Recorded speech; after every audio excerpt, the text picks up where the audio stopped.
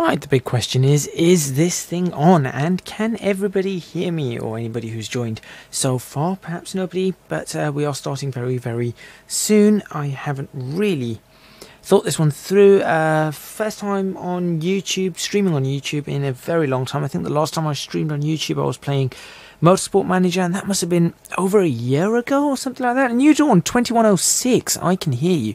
Fantastic. How does the audio quality sound? Hopefully I'm not clipping or anything. Hopefully it's not too messy. Obviously I had this set up for Twitch, so I've had to change out the encoding settings and whatnot. So this is really, as opposed to a stream that's going to be perfect, it's probably going to be more of a test stream. Though obviously I am going to be trying to do things in the correct fashion and in the best way possible. So we are going to start flying fairly soon, or when I say flying I mean setting up the aircraft, and then we're going to take off from Echo Golf Papa Hotel, which is Edinburgh Airport, and we're going to land at London Heathrow, possibly about 45 minutes to an hour later. Echo Golf Lima Lima. Should get a lovely approach into London. I'm planning to do the Lambourne approach, so we should be able to fly straight over London, and then we'll see what the weather comes out with on the landings, whether we'll be landing either ILS runway 9 right or left, or 27 right or left, which should be quite an interesting one. On top of that, I have been trying to get back into the Sims. I haven't played with the 737 in quite a while. I was flying it in a professional simulator yesterday just for a bit, but I wasn't really doing it properly. Took a bit of a circuit. In fact, it was me and a student pilot who were just throwing it around, seeing if we could get a circuit around Birmingham done. Wasn't too bad really, but yeah, let's have a look. So before I load it up, we'll say stream starting soon. I'm just going to go to that one, selecting screen or selecting new game. That should be swapping over, I hope, in a few seconds. Either that or my one is delayed. I certainly hope not. Am I even playing mine? Oh yeah, mine is kind of delayed. Well, that's rather odd. That is really, really odd. Not using too much CPU. Good. 4 people watching already. Man, I should have done this a long time ago. Instead of doing this on Twitch, I should have just been doing it on YouTube. Get more people, get more support, get more subscribers, so on and so forth. But anyway, I am going to try and find an aircraft first of all. Let's have a look. Is there anyone that looks kind of nice? As a matter of fact, what I might do is let me have a look online very quickly, and I might actually download a livery for this aircraft. So we are going to be flying, as I said, the 737-800. I'm also going to be running Active Sky, so that's going to be quite interesting. There's been an update for the Active Sky, so I'm kind of interested to see what happens. Has it fixed some of the problems? Has it not fixed some of the problems? I really don't know. We are going to find out though. I am fairly sure pretty soon. Now, let me just have a quick look at these. That's not needed anymore. That's not needed anymore. Berlin, Bulgaria, British Airways. I've already got that one. Has that been updated? Anyway, please do chat away in the chat box for now whilst we're getting this set up. It's always great to be seeing people chatting away, and we'll get something. Yeah, we'll get some talking going. Ooh. Now I think this is going to be interesting. Yes, this is going to be very, very interesting. What's the registration of this aircraft? Golf Dock L. Okay, I found the aircraft. Hyped for the stream. Have you ever been on a stream before that I've done? I'm not too sure.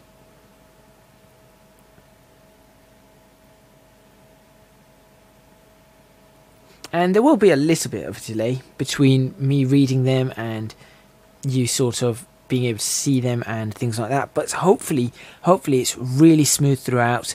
Like I said, not tried this on YouTube before, so it's going to be kind of interesting. Also, need to do this, do that, just for quickly. What we got? Yeah, we want to really get it going in a few minutes. So I'm waiting sort of until 8 o'clock. You watch Season 2 of Transport Fever. That's where I know your name from.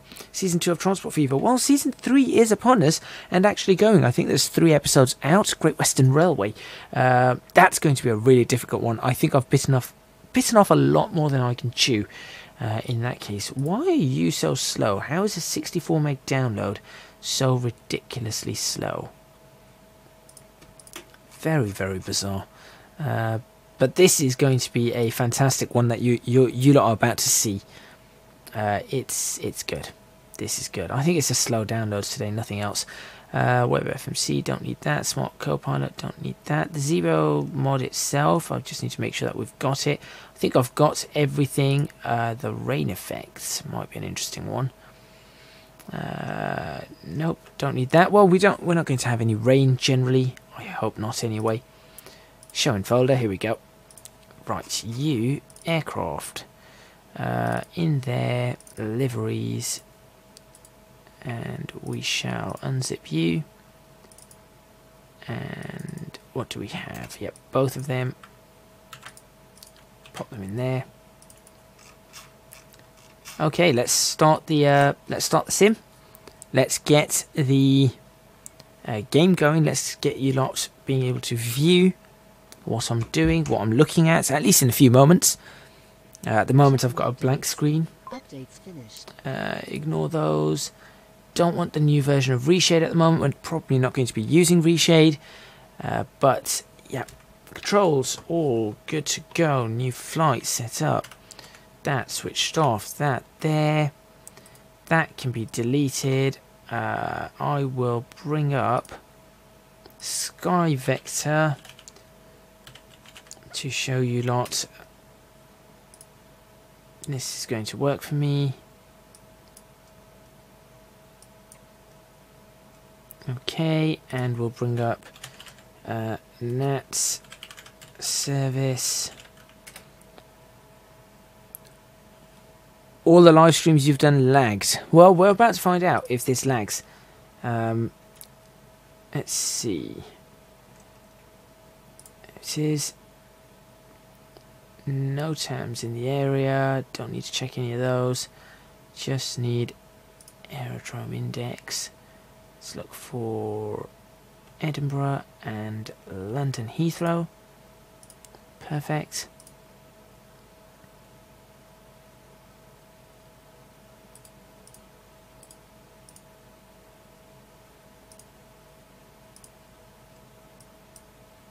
Okay, let's get ourselves in.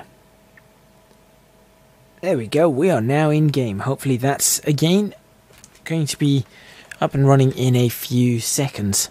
That's what I'm really hoping anyway.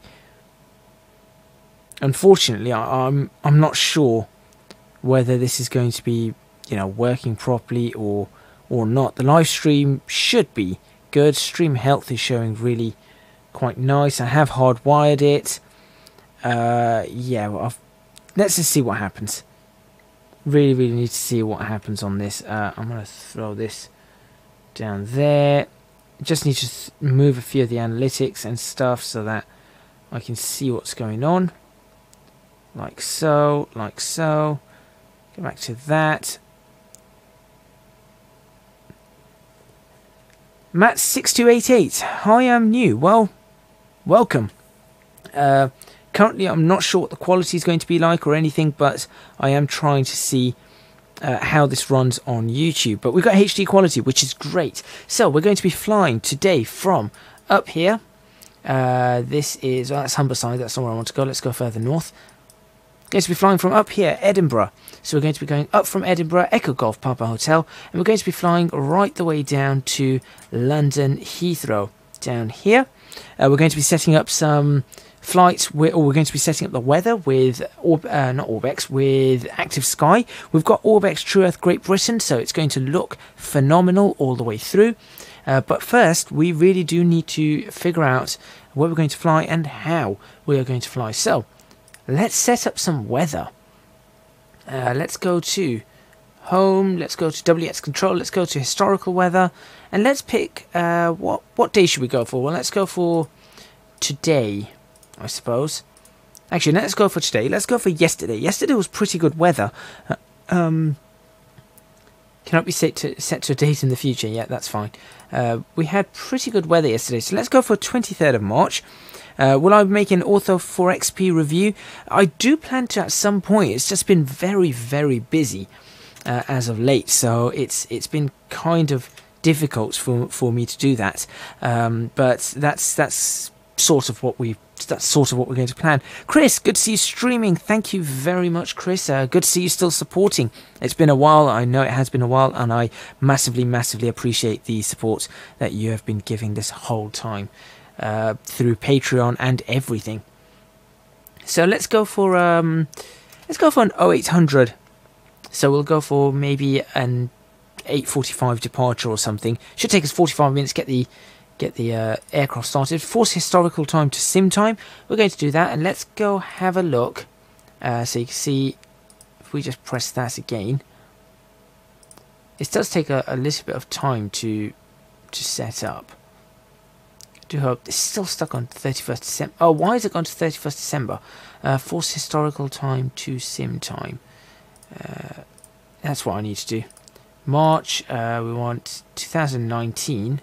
Oh, let's go today and then bring that back. It's not the 31st of March. Okay, so it looks like SP1's got a few bugs in it. But we'll do that, and we'll set it up ourselves. 0800.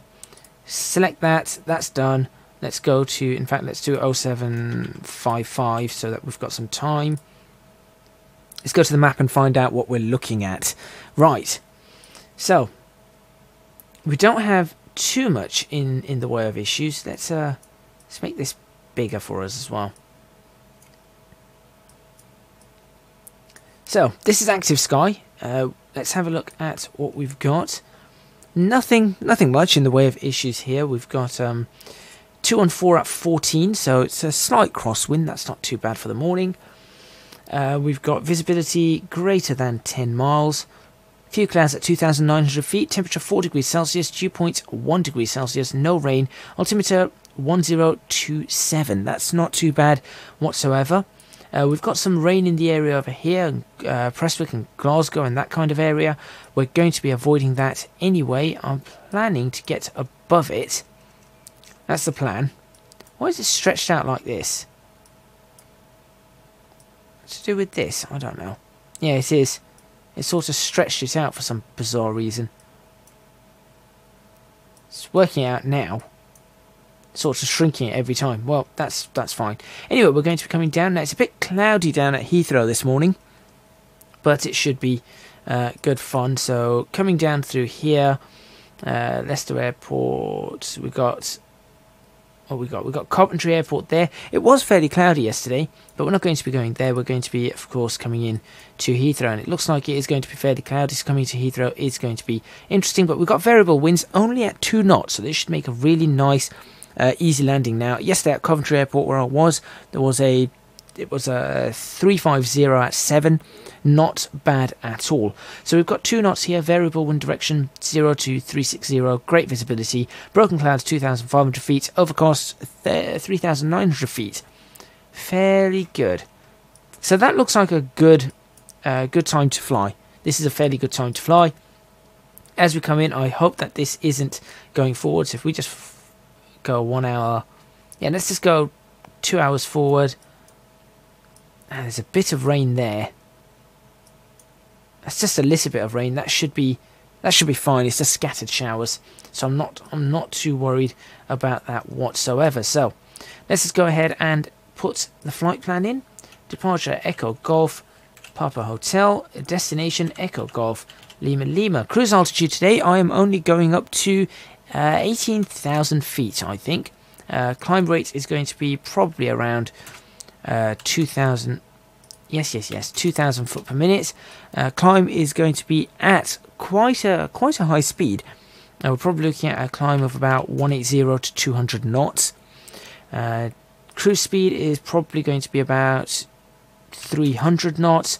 Descent rate probably 1,500 foot per minute. Descent speed probably around 210 knots. Alternate, we're going to go to Gatwick. Echo Golf Kilo Kilo. Select routing type. We're just going to go VOR to VOR just to give us a selecting here. And you can see there we've got top of climb. We'll go to Taylor, Lee, WAD, top descent. I don't know what BKY is. That's not Brookman's. And then that's... what is BKY? Where is it trying to take us? Or where does it think we're going to be going? That's Wick... oh, is that one Wickham? No, that's Waddington. That's Waddington, top of descent. It wants to take us down this side. And BKY is where? Not sure at all. Brookman's Park, Stafford, Biggin Hill. It's not Bovingdon at all. Well, that's fine. That's fine. Look out for drones. Yes, indeed. Thankfully, there's no drones in this. Which is probably a good idea. We can go VOR and DB, see what comes up instead. Okay, we've got that, and if we did direct GPS, that's fine. So we just need to ensure that we've got that set up so that X-Plane knows what we're doing and this thing knows what we're doing. If we just pull up Echo Golf Papa Hotel, see what we get. Here we go, we've got some winds aloft, which is lovely. So... that's not too bad at all. 18,000 feet. We've got 57 knot winds at 261. That's not too bad. Not too bad whatsoever. A little bit fast. I do find that they seem to show winds that are a little bit fast, but actually that's more like it. 11 knots, 5 knots, 44 knots. That's fine. Quite cold, so we are going to need anti-ice, of course. That's not a problem. That's not a problem whatsoever. Okay, so let's go set up our flight. We are going to... and I'm going to be showing you some of these. So I'm going to be coming in and out of the sim a little bit just while we get this going. So, over here, we're going to go for... guess what? We're going to go for the Landor livery. It's the 100th birthday of British Airways, and they have painted a 747 in these colours, and it's absolutely brilliant. We are going to ensure that this is custom meta, and it has selected where is it?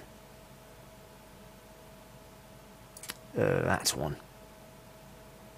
Done. Okay, that should do the trick.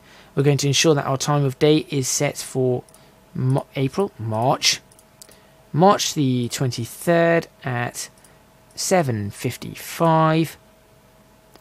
Done. We're not going to have the engines running. We're going to pop in some fuel on it. Of course, we just need... I'm just going to put in 12 tons of fuel. Should be 12,000 pounds of fuel, but that's okay. 12 tons of fuel will do. We'll have a look at this, make sure everything's going okay. Nice plane, good choice livery. Wait until you see it in the... I'd say in the flesh, but it's not really in the flesh, is it? Let's have a look at this. We're looking for a Taylor departure more than likely. That looks pretty good. We'll be coming out, and Taylor, what are the winds again? Out of Echo Golf Papa Hotel. 240, so we're going to be taking off runway... yeah, we'll be going in this direction anyway. So we're going to be taking off runway... whatever it's called. I keep forgetting the name of the runway. Right, that'd be absolutely fine. We'll go up there, round there, down that, all the way along. So that's going to be 6 Delta, it looks like. Hopefully you guys can see this quite well. You added passengers, not fuel. Oops. Oh yeah, we're going to have an empty aircraft today.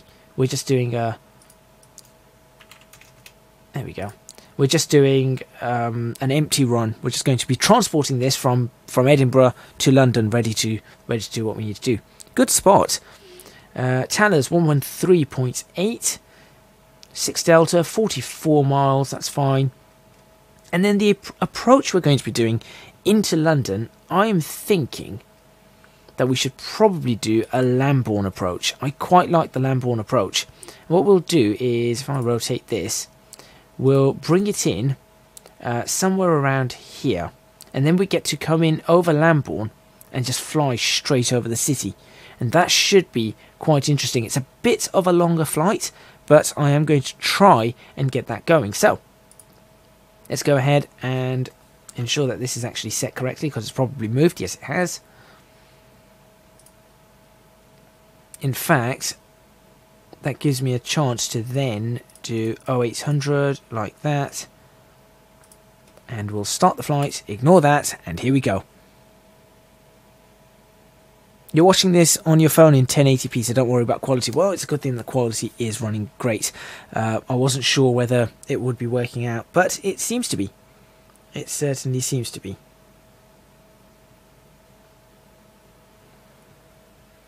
Why didn't I do this before? I got 6 people watching already.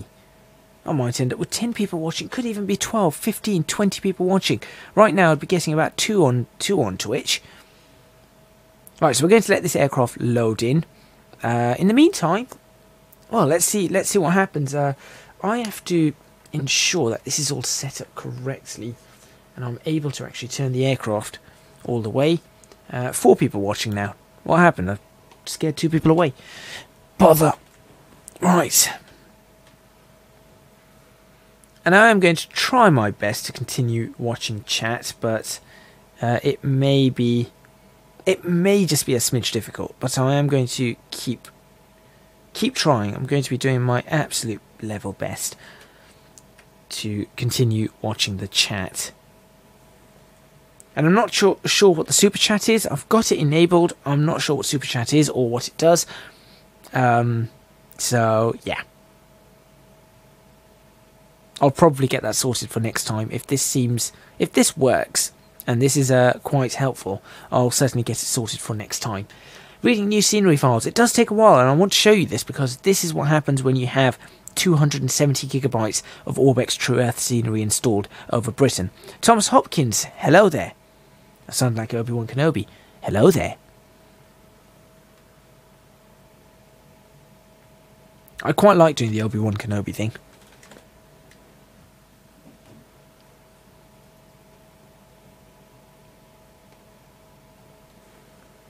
Still reading new scenery files, but this is, like I said, 270 gigabytes of ORBX scenery has gone into this, and you're going to be seeing a lot of it today. The problem with Twitch is everyone will be watching Battle Royale. Yeah, see, that's the thing. To break into a Twitch market is a lot harder, because I guess I'm already in the YouTube market. I've got 4,500 odd subscribers, but clearly I'm not in it with the Twitch market yet. Only a few dozen, well, a couple of hundred followers, something like that. Boeing Crazy, hello. Boeing Crazy, you're going to enjoy this stream. If you are crazy about Boeings, you will certainly enjoy this stream. I need to start pulling up checklists and the likes on my phone. What do I want? Here's a checklist. These are flow procedures. Yeah, I could use those. I've got a basic checklist here. This one works for me. I'll probably use that. And I need to start looking for the right takeoffs. Isaac Grant, good evening. I hope you are well. I hope everybody is well who has joined and is commenting and talking and doing everything. Golf Lima Lima, here's my charts for Heathrow. Lovely. Now I've just got to find my charts for Echo Golf Papa Hotel. Here we go. Got the charts for Edinburgh. Right, let's have a look at the Tala 1 departure whilst I'm waiting for this to load. Asynchronous loading is done. Boeing Crazy, I love your channel. How long have you been a subscriber? If you haven't, subscribe. What is this game? X-Plane 11. Boeing Crazy has got it in 1. Beating me already. Of course, I could blame delay. No, I'm not going to do that. Right. Tala 6 Delta is what I was planning. That should be runway 12. Although, that being said, I'm coming off the other runway, so it's going to be 24. How do I get a Tala departure off 24? Tala 6 Charlie. Tala 6 Charlie should do the trick for me. Asynchronous loading, please. There we go, done with preloading. Okay, we should be in a few seconds time. I don't know what the weather's going to be like. I've just set it up in active sky. We're about to see exactly if it works, if it brings it in, and we'll start having a look. Okay, air traffic control. I don't need you on. Why am I on the runway? No, no, no, no, no. Bother. Right, this shouldn't take that long to reload. I just need to make sure that I'm not on the runway. Change location. And why has it stuck me at Glasgow? I didn't set this up. Well done. Go back. Echo, Golf, Papa, Hotel, Edinburgh, customize. Stick me 11? Yeah, at 11.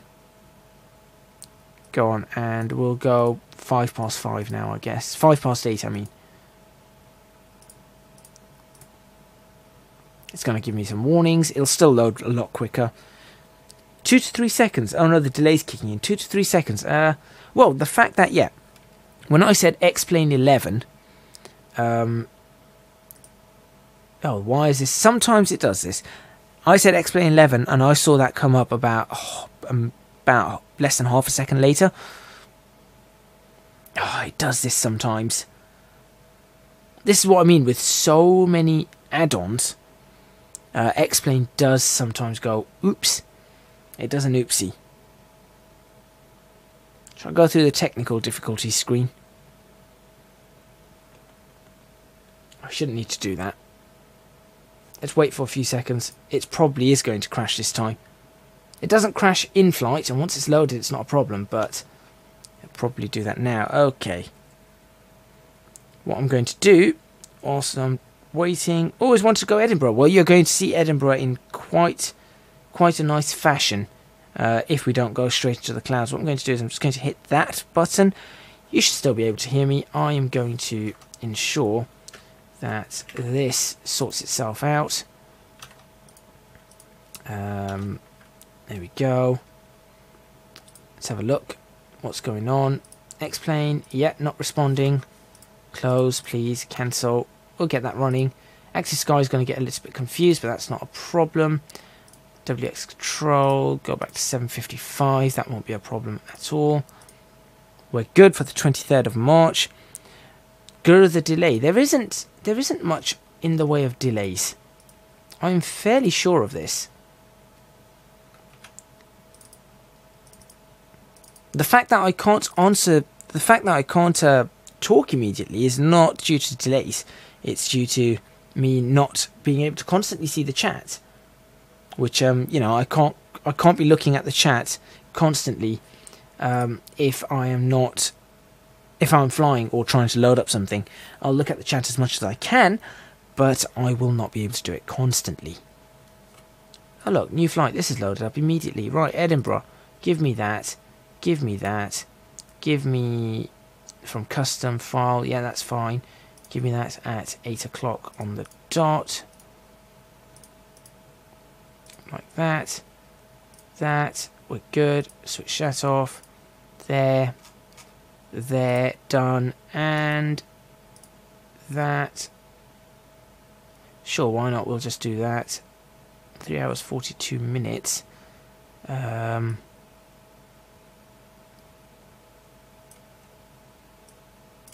I'll tell you what we will do. We'll do that, and drop that, and bring that up to...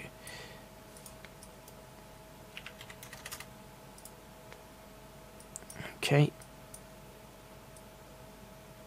So I'm just adjusting something before you lot see this, so that I don't see it crashing again. Do you watch Frugal Sim News? I do. Occasionally. Not all the time, but occasionally. Right. Let's hope this loads this time around. Club 7, you're always working... Oh, that's a shame. That is a shame. I do apologise. Unfortunately, it's really hard for me to find time to live stream. Yeah, it's just really, really difficult for me to find time to live stream.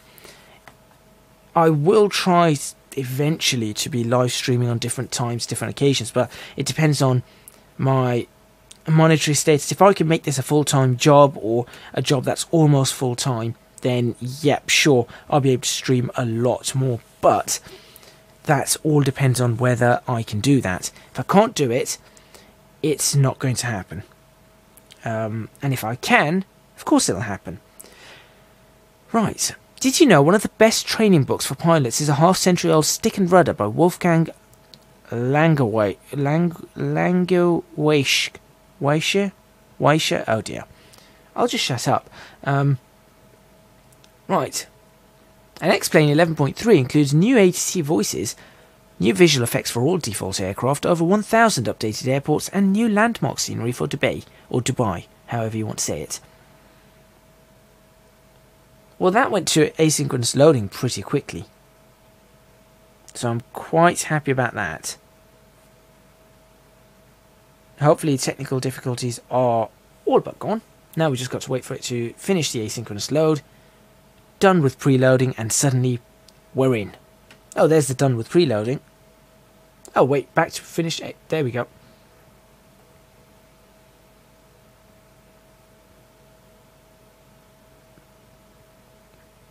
And here we go, we are now in. At least when you live stream there isn't background destruction. My dog's bark. Oh dear. Oh dear, oh dear.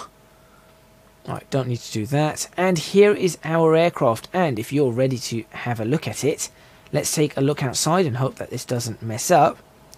There is our aircraft. And does it look spectacular? That really looks spectacular. And X-Plane switching to Vulcan is a brilliant idea. Oh, that does look. Why do British Airways not have A, the Landor livery still? 2, why don't they have 737-800s? This is amazing. This really looks amazing. Let's go to a free cam. Let's have a look around. Before we start the aircraft, let's have a bit of a look around. So there is the aircraft right there. Looking rather splendid. Unfortunately, we're parked at an annoying gate. Probably because we're empty. Since we're empty, we don't have any passengers to pick up, so we're just sitting here. But does that not look brilliant? Brilliant in every which way. That's immediately. Surely that's got to be worth some. Do we do likes on streams? I don't know. Now, unfortunately, you may notice a little bit of flickering every now and then with the clouds and stuff. But I mean, have a look at the weather. That's accurate weather for 8 AM yesterday morning in Edinburgh. That's brilliant. Over there, you can also see the bridges. There's the 3 bridges: the railway bridge, the suspension bridge, and the new suspension bridge. So you've got the road bridge, the railway bridge, and then one of the new bridges. You can see the airport looks absolutely spectacular. And then we've got everything. We've got everything you could possibly need. The only thing I have done is I've switched off static aircraft. And the only reason I've done that is because it really slows down the sim at points, even with my graphics card. So I just need a better processor. But there we go. That's looking rather lovely. That really is looking rather lovely. And we are going to be taking off, as I said, very, very soon. So let's go ahead and jump into this place and get through the checklist. Start loading this aircraft up. So it's going to take a little bit of time to get through the checklist. We're going to go as fast as we can. Right. Step 1. Right, let's get these batteries going. So we'll do that. We'll do standby switch. Now what I might do is I might drive around. British Airways like 4 out of 10 for me. I absolutely love British Airways, although their customer service isn't brilliant anymore. But I think there's a thing about being British. You recognise British Airways, whether you like them or not. You have to give them that sort of recognition. Right, standby power is done. That's fine. That's fine. Spoilers are done. Flight controls, they've been switched off. Yaw damper is off. That's fine.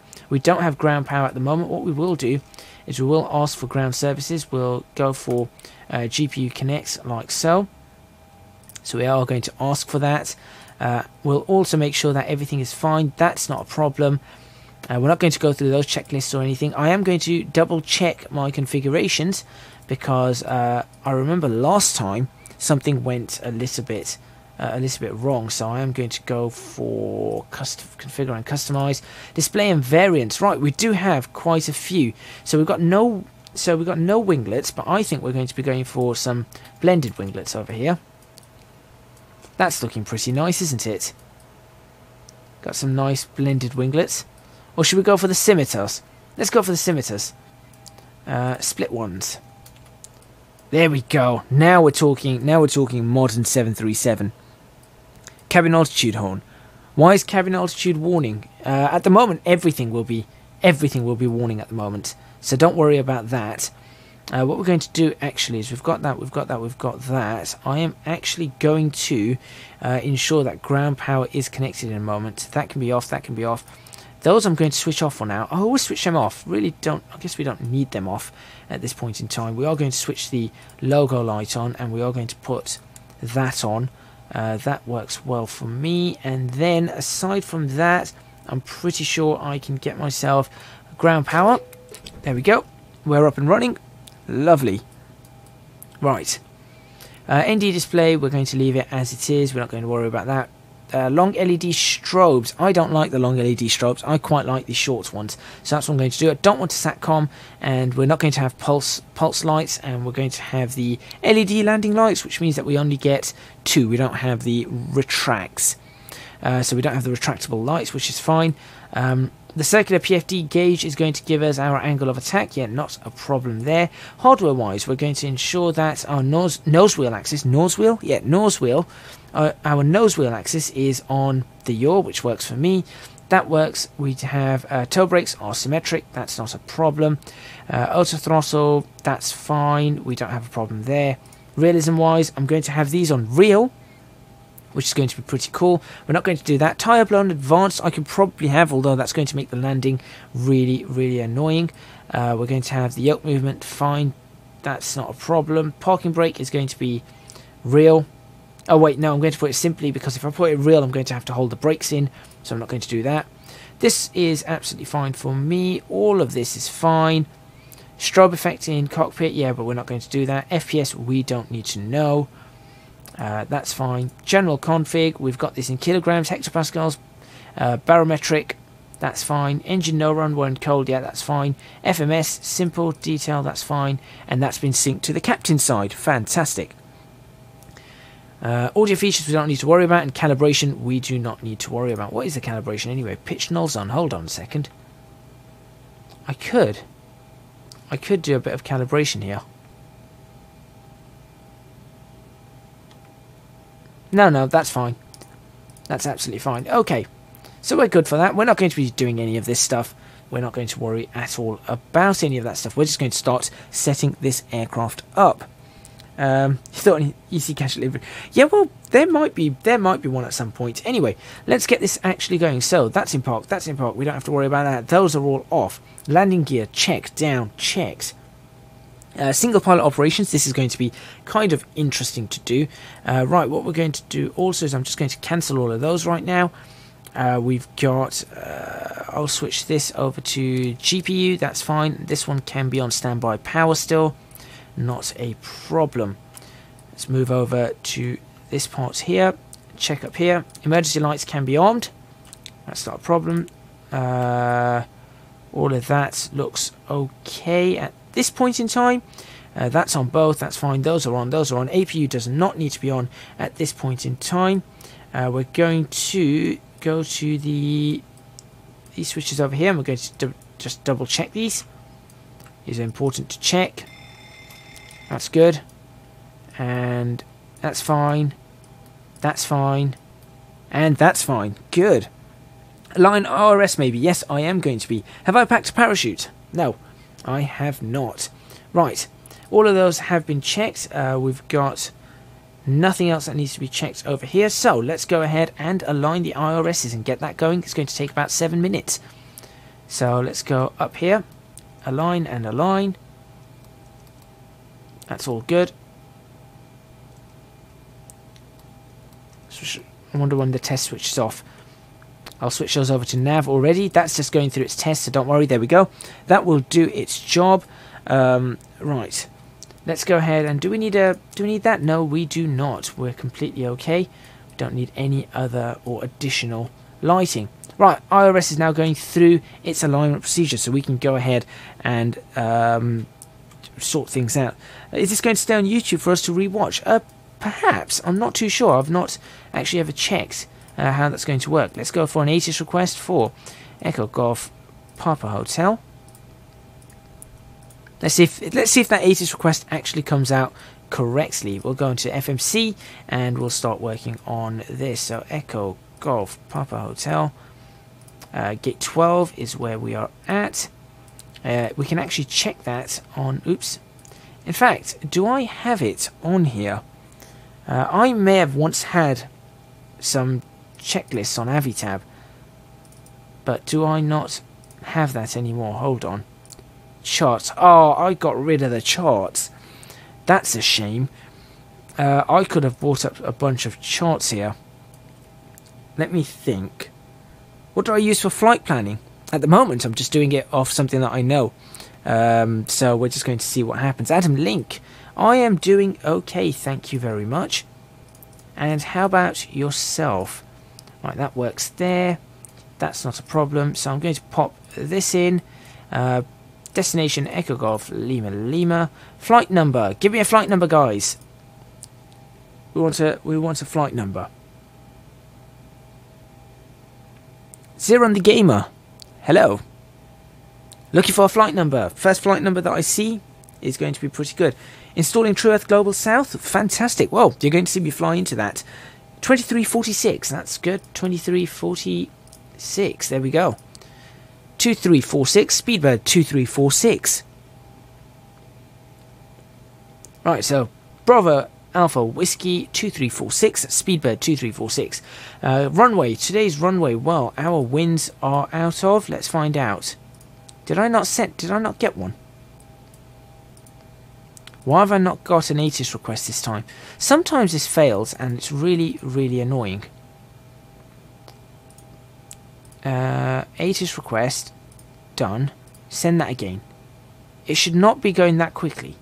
Unless it's taking a while for it to actually connect. You're new to X-Plane, so you're enjoying it at the moment. Well, hopefully you'll enjoy this stream, provided that I can actually fly the aircraft, which I haven't flown in a very, very long time. Right, whilst this is happening, anything else that I want to do?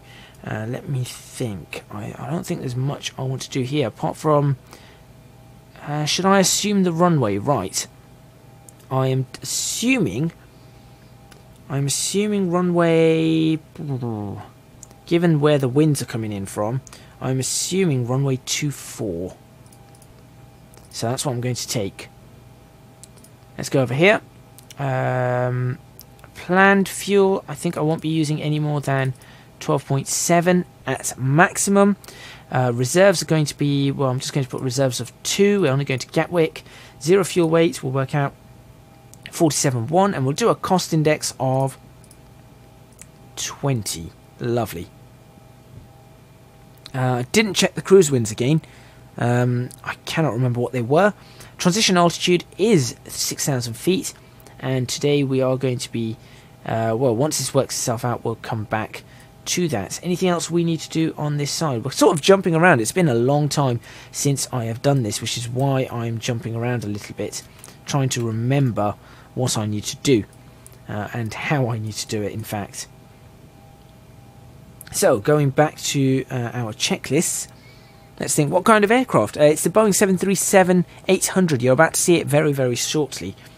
Right, going back to all of this seems fine. That seems fine. We've done all the fire checks. Right, let's think. Going up to all of these. Right.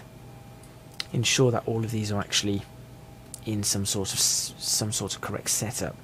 So we've done that, we've done that. Let's check these. Those are on normal. That's fine. Those are both on. That's fine. We're currently on ground power. We're going to go to APU power sometime soon, but we're not going to have to do too much more. Let's see. I suppose could we turn on the wing lights right now? We don't need to. We'll switch on the wheel well lights though, so people underneath can see. Right, and we've got... Let's have a look. I'm surprised that's not coming up. That should normally come up. But it's being kind of awkward. I don't know. Oops, I don't know why. Why are you being awkward? I should have had a trip there. Unless it's just not aligned, that's why. Possibly because it's not aligned. Oh wait, it's lost my gate.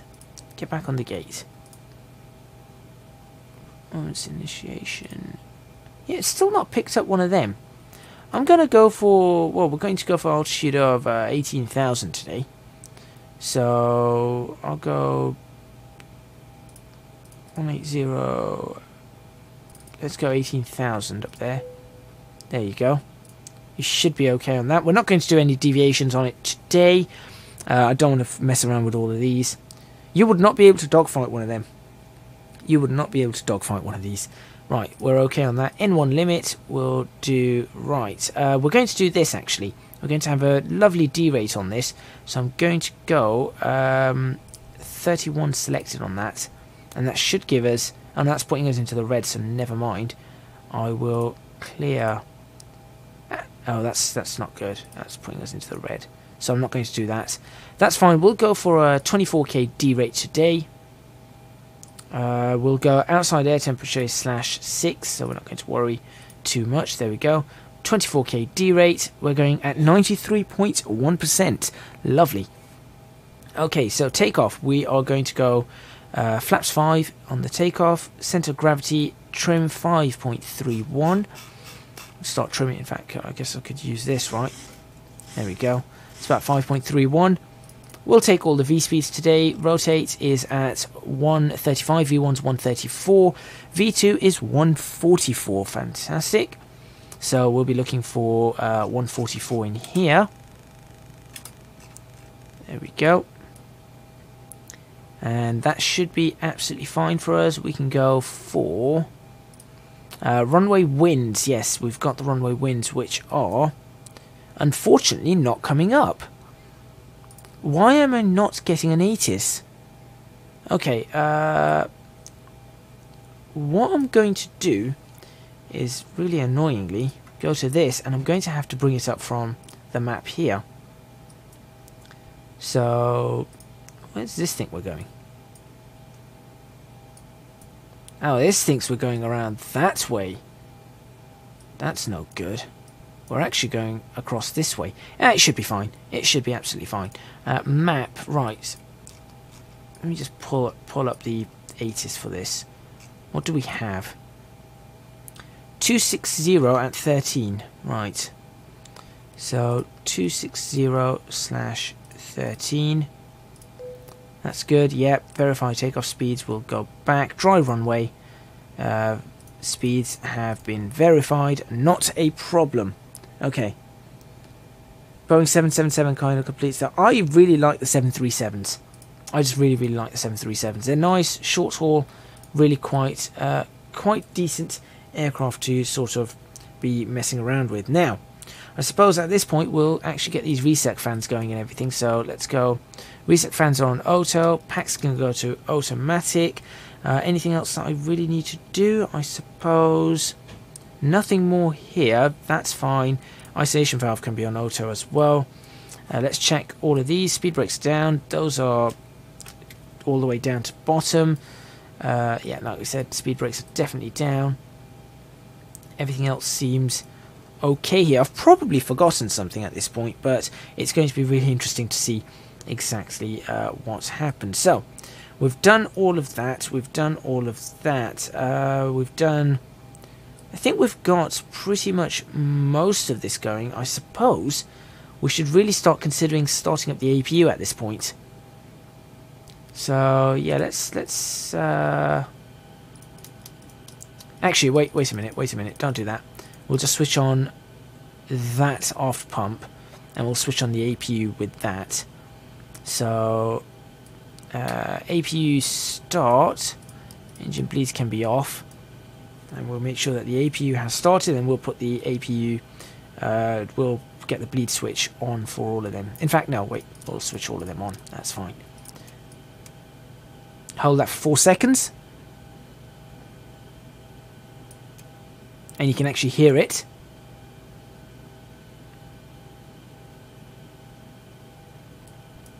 It wants this one, doesn't it?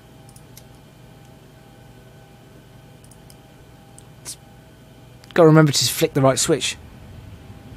There you go. You can hear the APU starting. Now let's take a look outside whilst we're at it. There you go. That's the aircraft. So you can see the APU has started. It's hot. Right, back inside.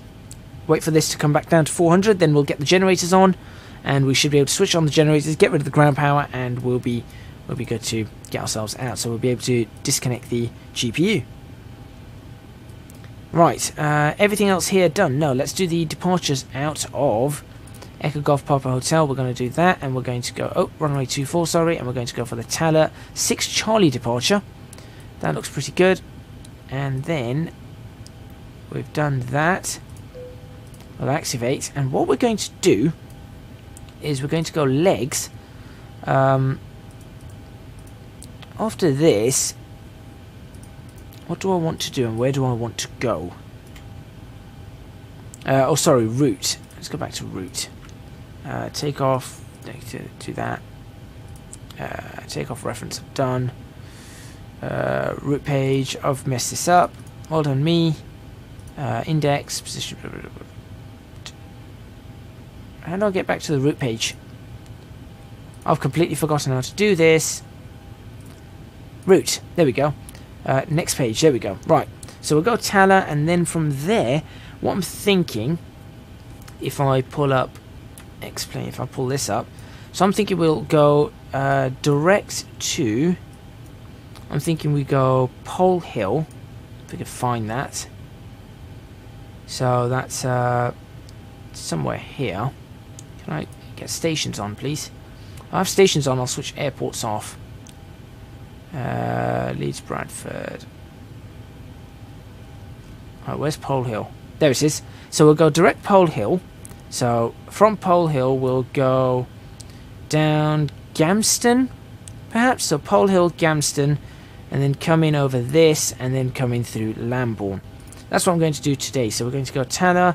We'll go direct Pole Hill, and then we're going to go direct Gamston. There we go, you will do.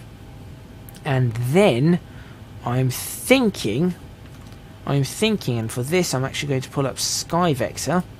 I'm thinking we go in, so we've got Gamston up here.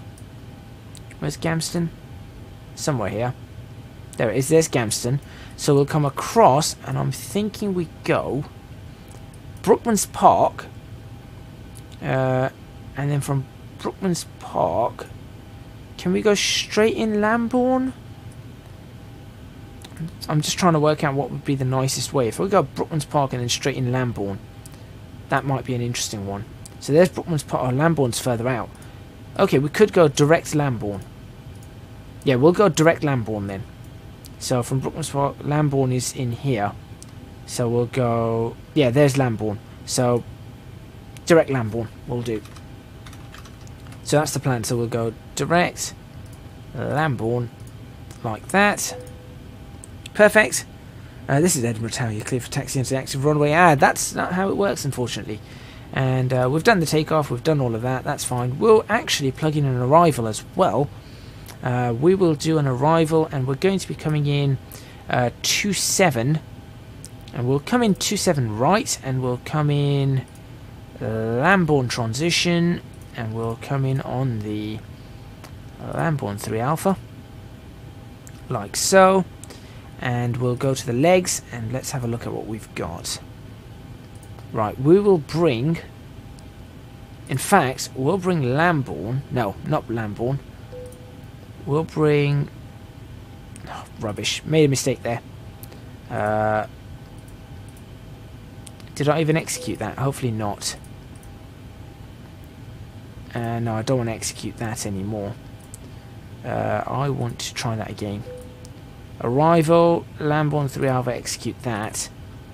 Give me the legs. route discontinuity, Sabre. Yeah, okay, what we'll do is we're going to bring Sabre. Oh, rubbish. No, we'll bring Lambourne all the way up here. There we go. Execute that. That's pretty good. So we'll bring Lambourne up there. 180, flight level 099, flight level 07. That's good. Okay, watching too much flight sim. Yeah, unfortunately that's not how it works quite in real life. But we're pretty good. Right, that's pretty good for me. I'll execute that. Let's go ahead and get the everything else going. So we will disconnect the GPU. You go away. We are good to go. Ground services, we don't need to call it any others. We are going to be switching on the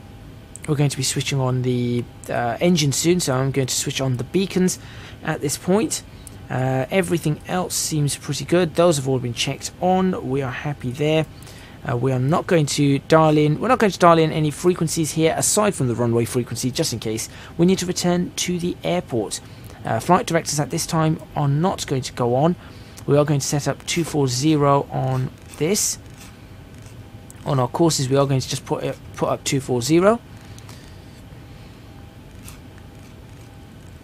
Like so. Heading will be runway heading 240 once again. Go around.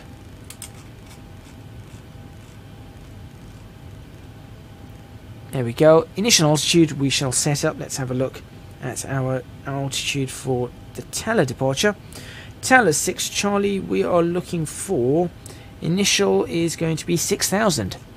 So we are going to go straight for 6,000.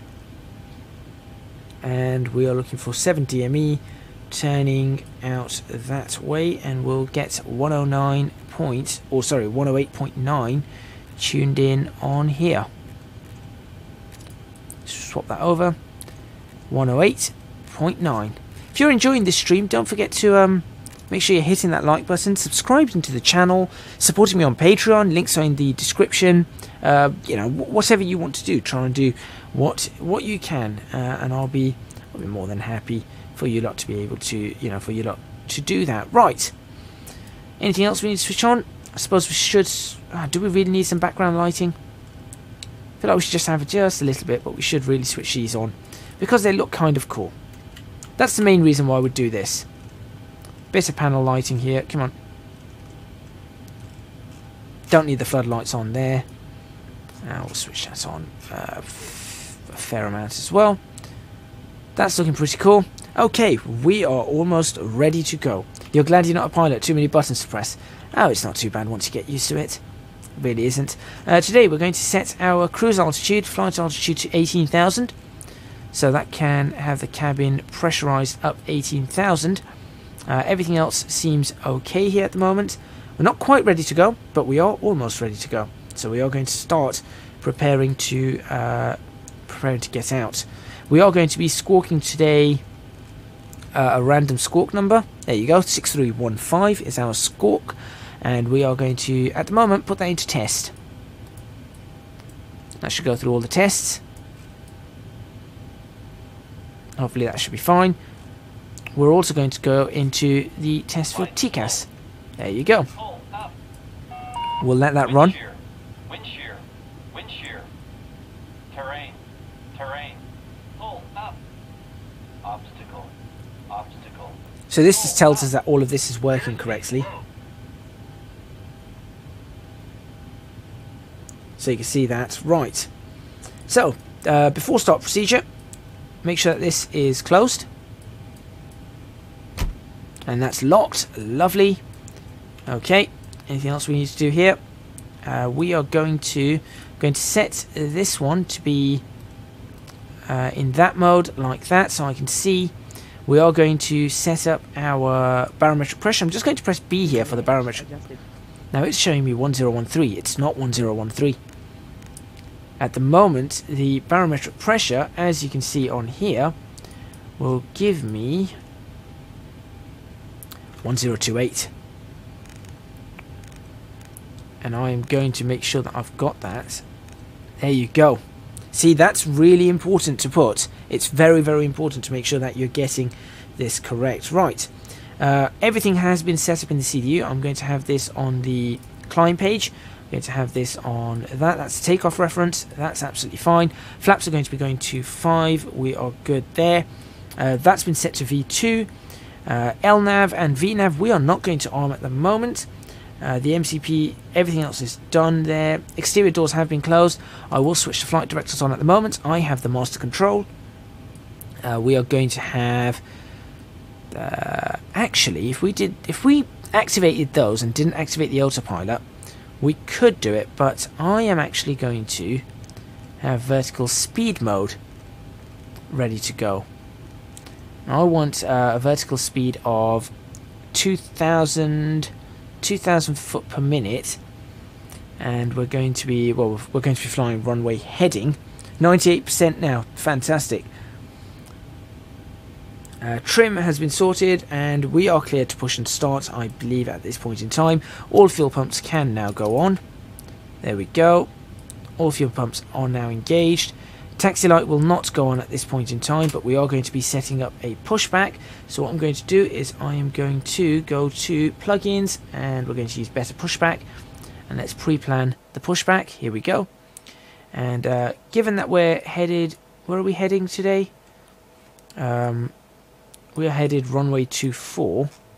So runway 24 is this runway here, I think. This is runway 06, right, runway 24, we're going the opposite direction. In that case, we want to push out, and we want to be pushed to be facing here, I think. That looks pretty good to me. Okay, we'll accept that plan. Cockpit. Plan acknowledged. Call me through the menu when you're ready. Understood. So we've done that, and we're going to be requesting the pushback in a moment. In fact, I suppose I don't think we've got anything else to do. Can we check this? Everything is fairly good. Let's do a final check just to make sure everything is good to go. Reset fans are on. That's fine. That's fine. We'll switch the we'll switch these on. Probe heats can. Oh no, probe heats do not come on right now. We'll switch it on in a bit. We'll bring up the circuit breaker panel and this panel. No, come on. Okay. Sometimes this is annoying. There we go. That's fine. This is on APU. We know that's doing well. We're going to leave that on standby power. We're going to actually put this now on Gen 1 because that's what we're going to be going to in a moment. That looks pretty good. That looks pretty good. We are going to go for the pushback. Request pushback. Ground to cockpit. Tow is driving up. Should we go have a look at where the tow is? There it is. Is that our tow? British Airways tow? You're going to fly around with the 737 Zibo. It is brilliant. It really is rather brilliant.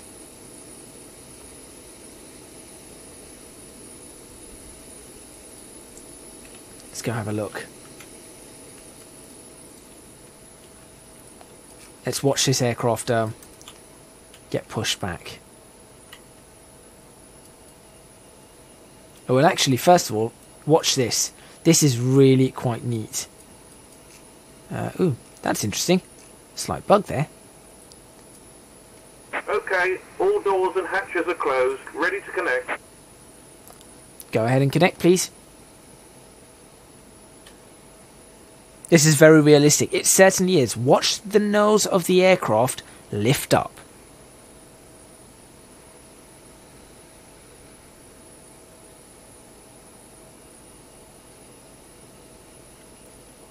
Very slightly, you will see the nose of the aircraft lift as the bypass pin is inserted. This is all the TrueEarth scenery. There you go. Look at the nose going up.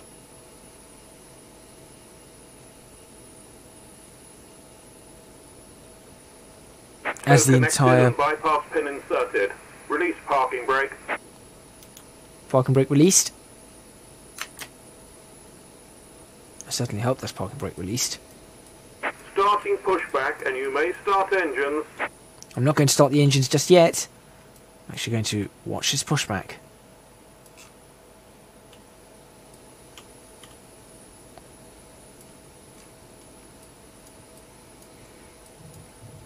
There you go. And we're being pushed back exactly as you actually would. And as you can see, we've got our beacon light on because we are getting ready to actually start the engines. You can see our engines are currently switched off.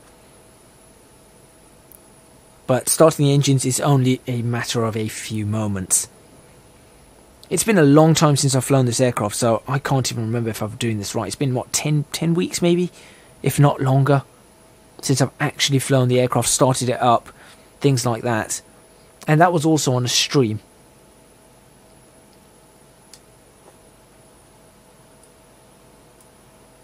Can you ask me something? Where are the beacon lights on? You'll see the red light at the bottom, and you'll see the red light at the top. That's the beacon lights. So you've got the beacon lights there. That there is the nav light. That there is the nav light. And there's another one at the back. Oh, there's two white ones on the back. Oh, that actually looks a lot better than I thought it would. That actually does look a lot better than I thought it would look.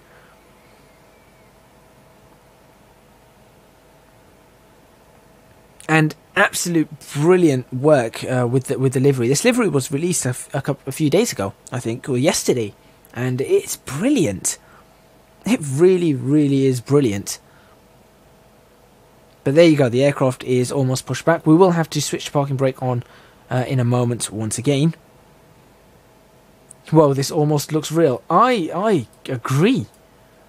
I didn't think it was going to look like this, but there you go. I do hope he's going to stop me anytime soon.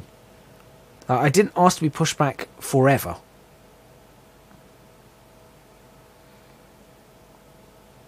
Thank you.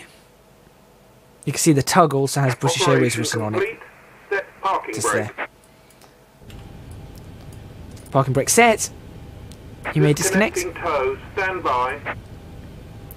Fantastic. So whilst we're doing that, or whilst he's disconnecting the tow, we should get some hand signals and things like that. You can see the nose is now going down, which is awesome. We're going to start the engines up. So hydraulics all go on now. There we go. I think we need to think. We want to disconnect hand signals. Thank you. I don't know where they're going to do hand signals. Ooh, that's blurred out a bit. Why is that blurred? That's the first. That shouldn't have blurred. Right, we are going to ensure that the engines are started.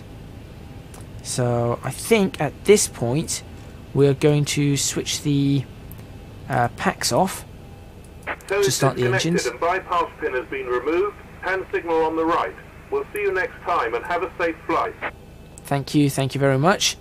We'll do that. We will start one engine first. Right. Right engine start. You can just about hear it. And though it's going to be a hot start, I'm going to show you the beginning of the rotation. There you go. 24, 25, fuel. And then we'll watch it over all the way. There's a guy giving me hand signals.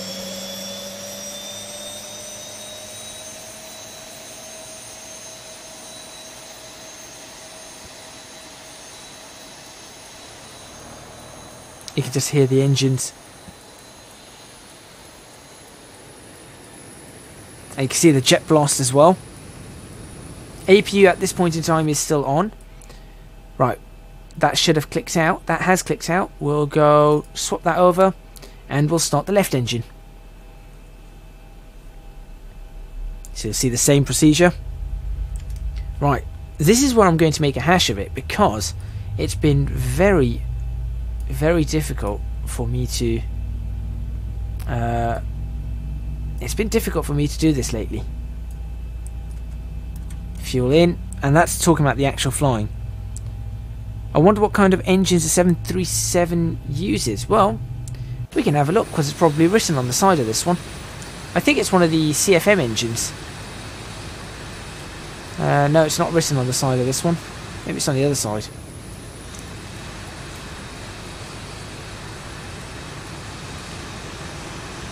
GE it looks like.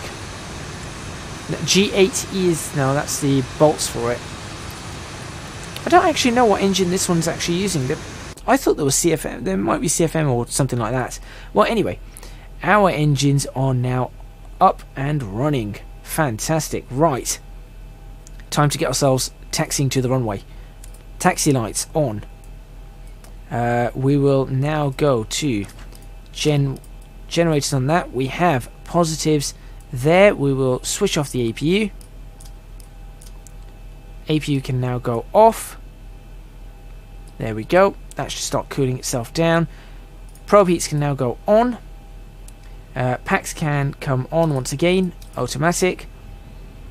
Absolutely fine. Wing anti-ice does not need to be on. We're at 6 degrees. We do not need wing anti-ice at this point in time. Let's go for a systems check. And we will go elevator, full forward. Ailerons, full deflection either direction.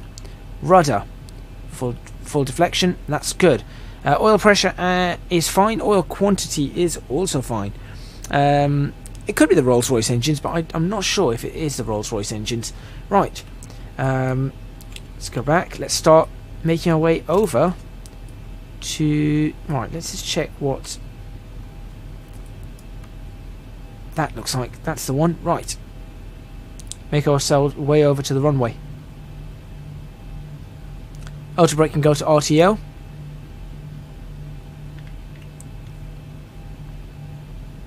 And we'll start rolling. Flaps. Comes down to 5. 5 degrees for flaps. This aircraft is a very slippery aircraft, therefore it's going to be quite interesting to fly. I am looking to try and get this correct.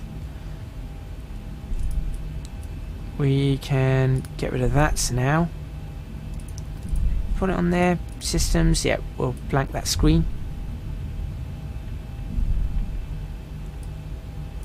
We're not going to use the... this one doesn't have a HUD. We're not using the HUD today.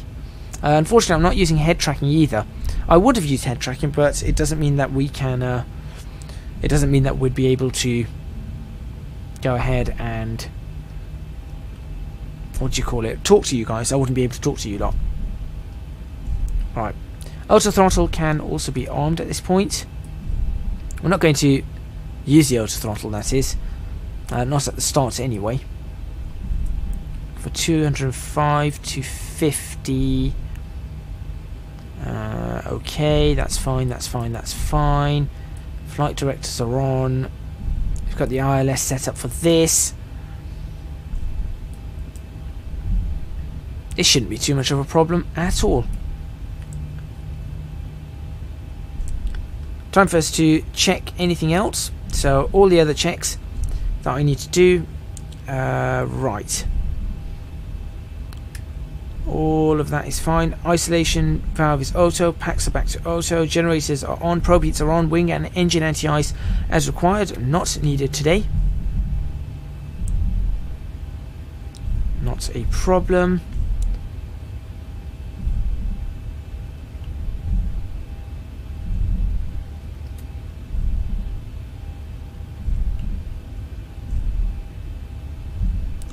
Get the aircraft stopped here just before the threshold.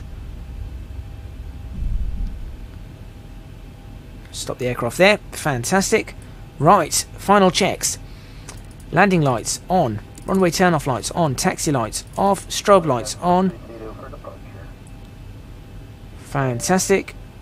We are good. That's good. That's good. That's good. Your damper on. Have a good flight.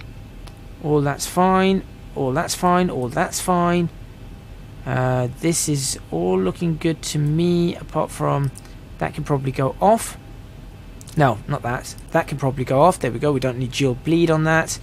This has been set. That's got that in. Our next frequency we're going to need, well, we're not going to use it, so we're just going to fly according to what our display shows. Let's put ourselves on 20 miles for that. And we are good. Terrain can come on. Fantastic. And we'll have terrain on there, and we'll have stations on there too. Brilliant. Let's start rolling ourselves forward. On the spoilers. Yeah, could on the spoiler. Don't tend to. Only reason I don't is because I can't actually get... Okay, that seems to have worked. There we go. It's just very difficult to get that armed and running properly. I've always had trouble with the spoilers on takeoff. Okay.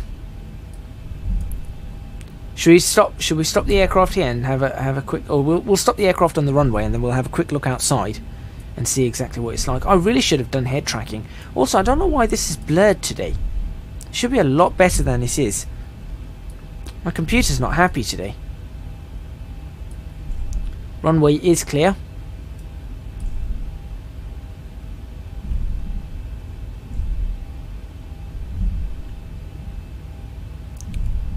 Vertical speed 2,000 foot per minute is our rate of climb today.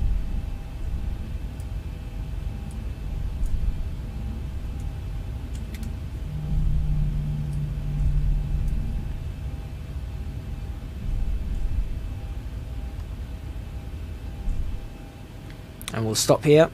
Parking brakes applied, just so that we can see the aircraft. As you can see, nicely on the centre line of the runway. At this point, we are going to... Well, I'm going to actually take a nice look. Yeah, you can actually get a really good... if we went over to, say, here,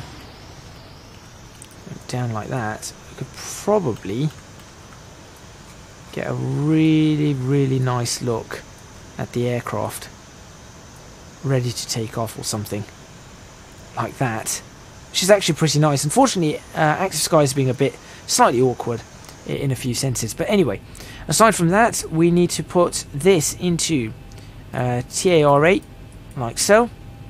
That's pretty good. So that's in full mode, and we are ready to go. As far as I know, I've probably forgotten something, but I am pretty much ready to go. We could, of course, we could just quickly check this and see. Verified. Done. Done. Done. Done. And this is all going to be afterwards. I'm actually doing a manual takeoff.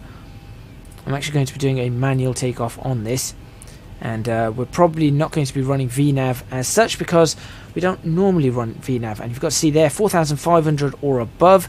Then we've got 6,000 or above, 5,500 or above, and then 6,000 or above. So as a matter of fact, I'm actually going to fly per what I think. It's been a while. This is going to be more by the seat of your pants. This is not how you do it in real life. You would definitely be doing this a little bit better. Right, let's start the clock, which is that one. There we go. Clock started. And let's get this ready to take off. Don't worry about the grass, it's the content that matters. This is about to be some of the weirdest content you ever see. Right. Stabilised.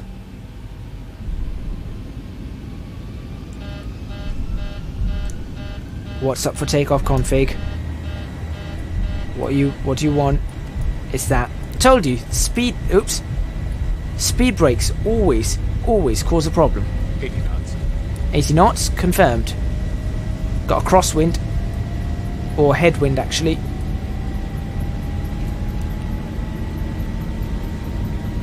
V1, rotate. Rotate.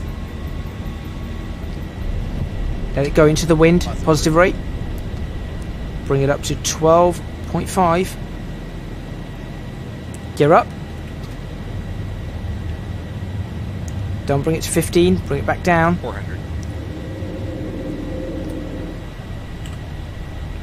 It's kind of hard to do this while trying to actually show you lots because, as you can see, it's difficult. There you go. 1,000. We're good.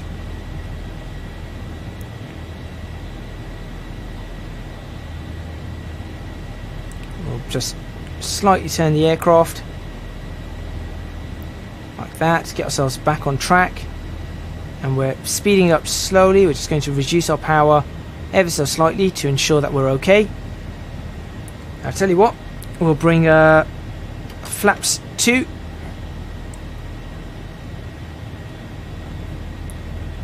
Auto braking goes off. We'll start accelerating a little bit now. Flaps 1. We'll keep accelerating. Set up speed 210.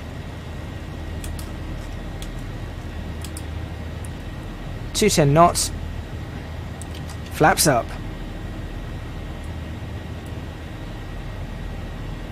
I can watch this in VR.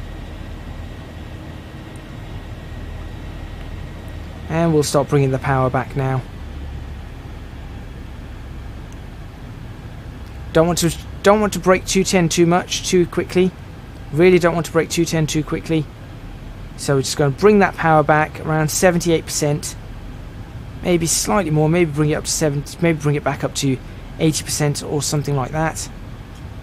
Should be okay. And at this point we are going to go, let's see. We'll actually switch that off. We'll go speed hold, autopilot command, heading select. We are pretty good. And we'll go vertical speed. We'll go vertical speed 1,500 foot per minute. And we are in the air. Aircraft now turning to our new heading. And there we go. We are up and about. Look at that. Welcome to Scotland.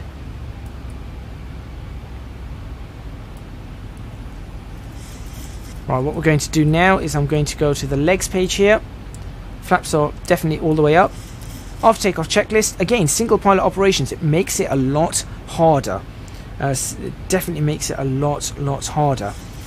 Right. Anything else I need to do? Yeah, these can go off. Landing lights can come off. That's fine. Anything else that needs to happen? I don't think so. That's looking pretty good to me. So what I'm going to do now is I am going to go direct there. Execute. That's good to me. And I'm going to switch on LNAV. Fantastic. We're going to hold 6,000 feet for now. Epic ET Gaming, hello. You forgot to say you're afraid of heights. You subbed. Thank you very much for subbing. And there you go. There's Edinburgh above. There's Scotland. Out and about. Doing quite well. Should we have a quick look outside? I think we'll take a quick look outside. Nothing seems to have gone terribly wrong at this point in time. So I'm not too worried. He said. Fearfully. Welcome to the United Kingdom.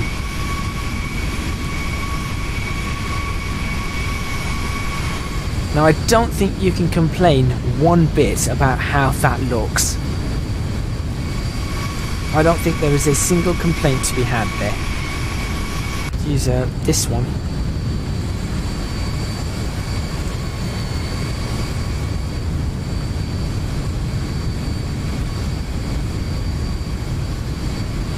There you go. Absolutely beautiful.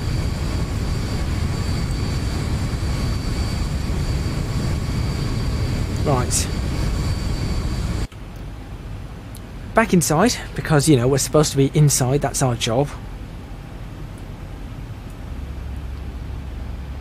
I want the speed to be doing its own thing. Thank you. Speed, do your own thing. Don't rely on me. Okay. What we're going to do now is, I suppose, we'll increase the speed up to 250 like that, and I will let's see, could I go right at this point in time? I'm not sure if I could go into 1,000 to go. Here, we've got 1,000 to go there. We should have been... let's say we're cleared up to a flight level now. We're cleared up to a flight level. We're going to go... this is going to be the difficult one.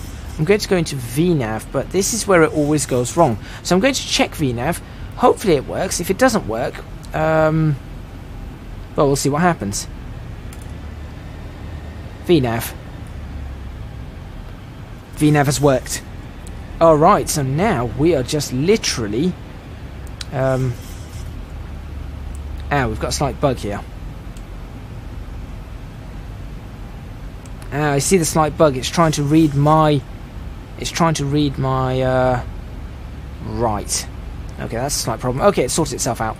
It was trying to read my controls. Right, now we're in VNav. Auto throttle's on. That's on. That's on. That's on. We're completely good. We don't have to worry at all. I'm going to bring this up to our next altitude, which is 10,000 feet. And we'll hopefully VNav should sort it out all on its own. At this point in time, what I need to start doing is I need to start having a look at little bits and bobs here and there. So let's have a look at the Tower 6 Charlie departure. We have got...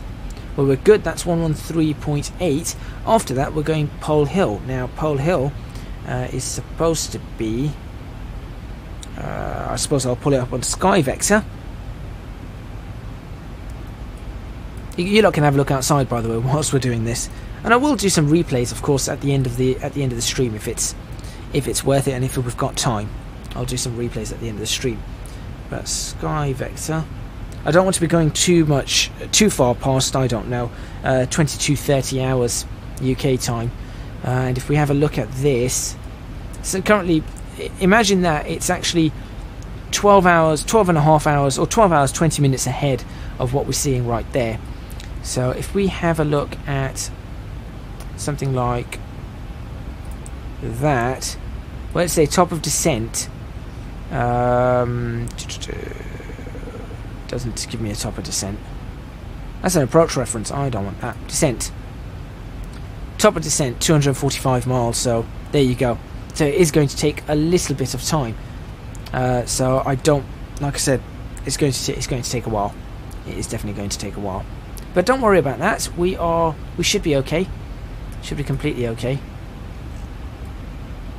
Let's go legs. Alright, this is now going into VNav speed. I hope it doesn't pitch us up too far. No, it's done it again. It's done it again. Nope, there we go. Actually, it's alright. It's alright. There we go. It sorted itself out. Okay, it's a bit slow. I find that this is a bit slow. But VNav speed, it's got us up to 12. I'm actually going to put us up all the way to 18,000 at this point. And I'm going to say we're cleared. I'm actually going to assume... yeah, let's do an assumption. Actually, we are cleared 18,000. Absolutely fine. What I'm going to do is... I'm going to go vertical speed, 3,000 foot per minute at the moment. MCP speed 29. We're going to go 292. There you go. At this point, I'm actually going to switch on the anti-ice as well, because we are at 0. That should be okay for us. Let's go for 2,500 foot per minute. I believe I can fly. I believe I can touch the sky.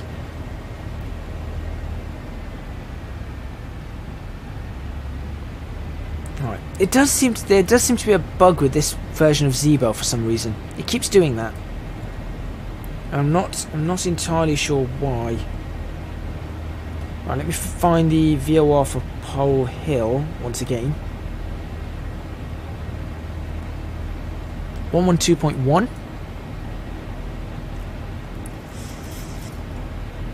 There we go. At least that brings us up there. And we are heading direct to it anyway, so yeah, we don't have to worry about any of that. I don't know what those guys are gibbering about back there.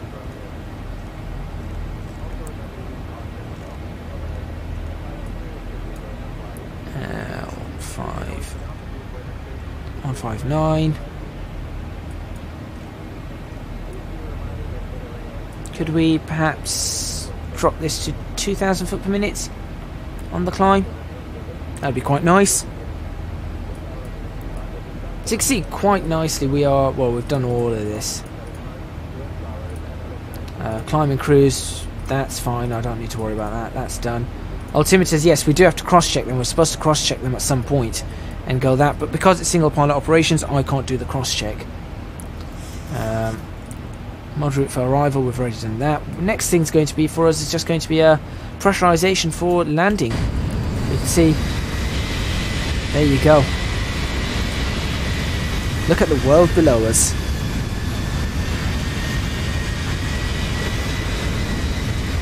Absolutely stunning. All the way around, that is stunning.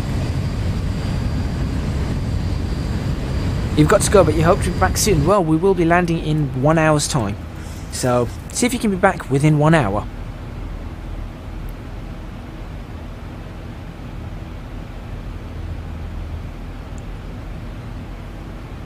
Thank you very much for watching, though.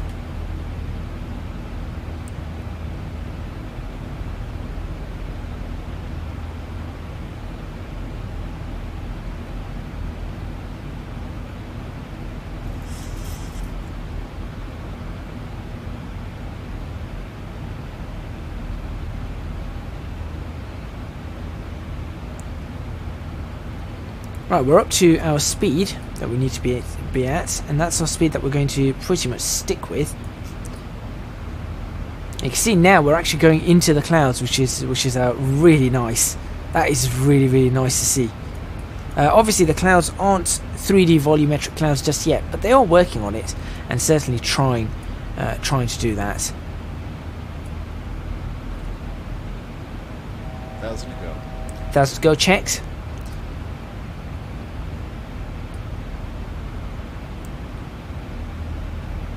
And we've reached top of climb. We'll start reducing this.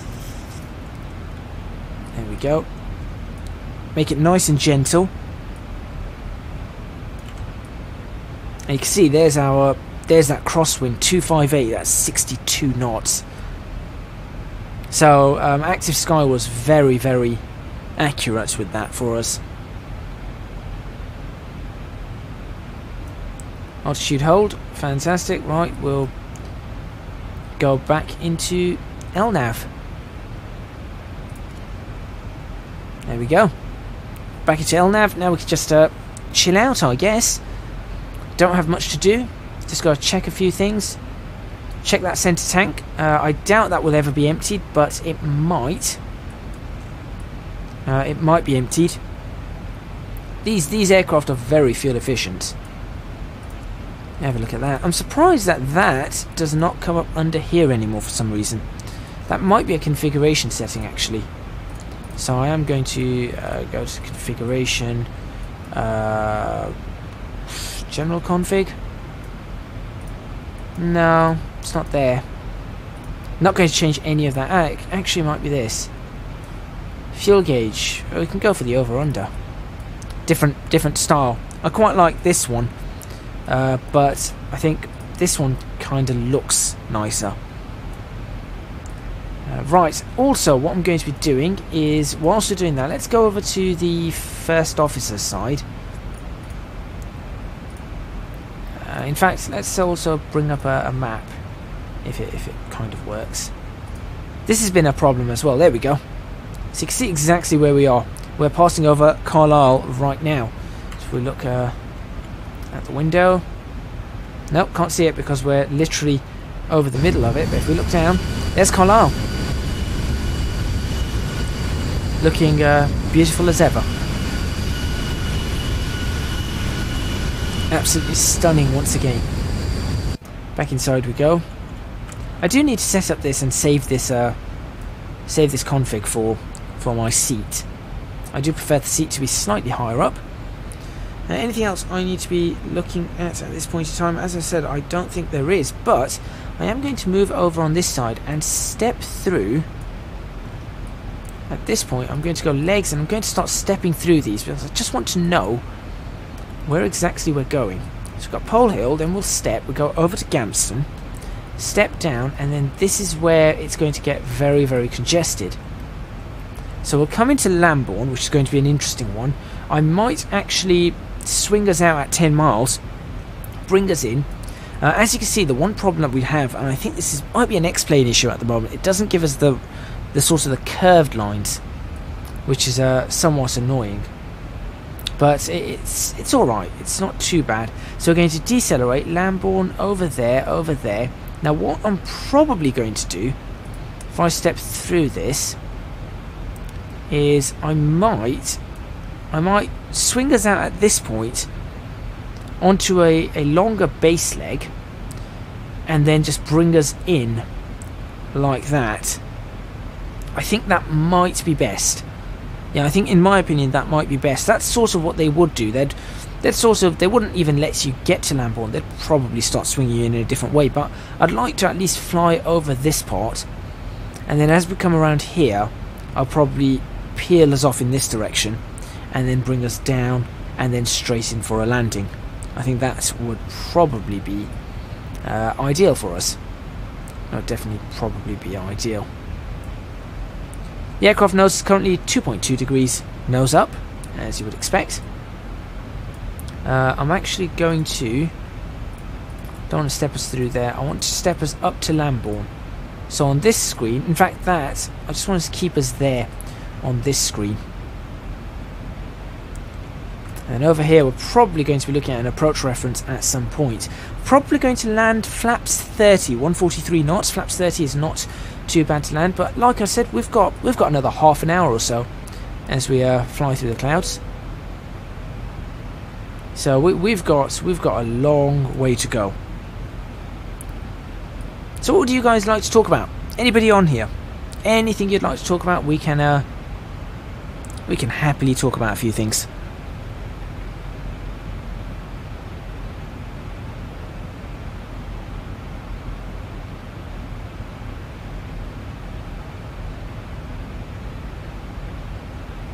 Of course, if not, there's I'm sure I'll think of something to talk about, but I do hope that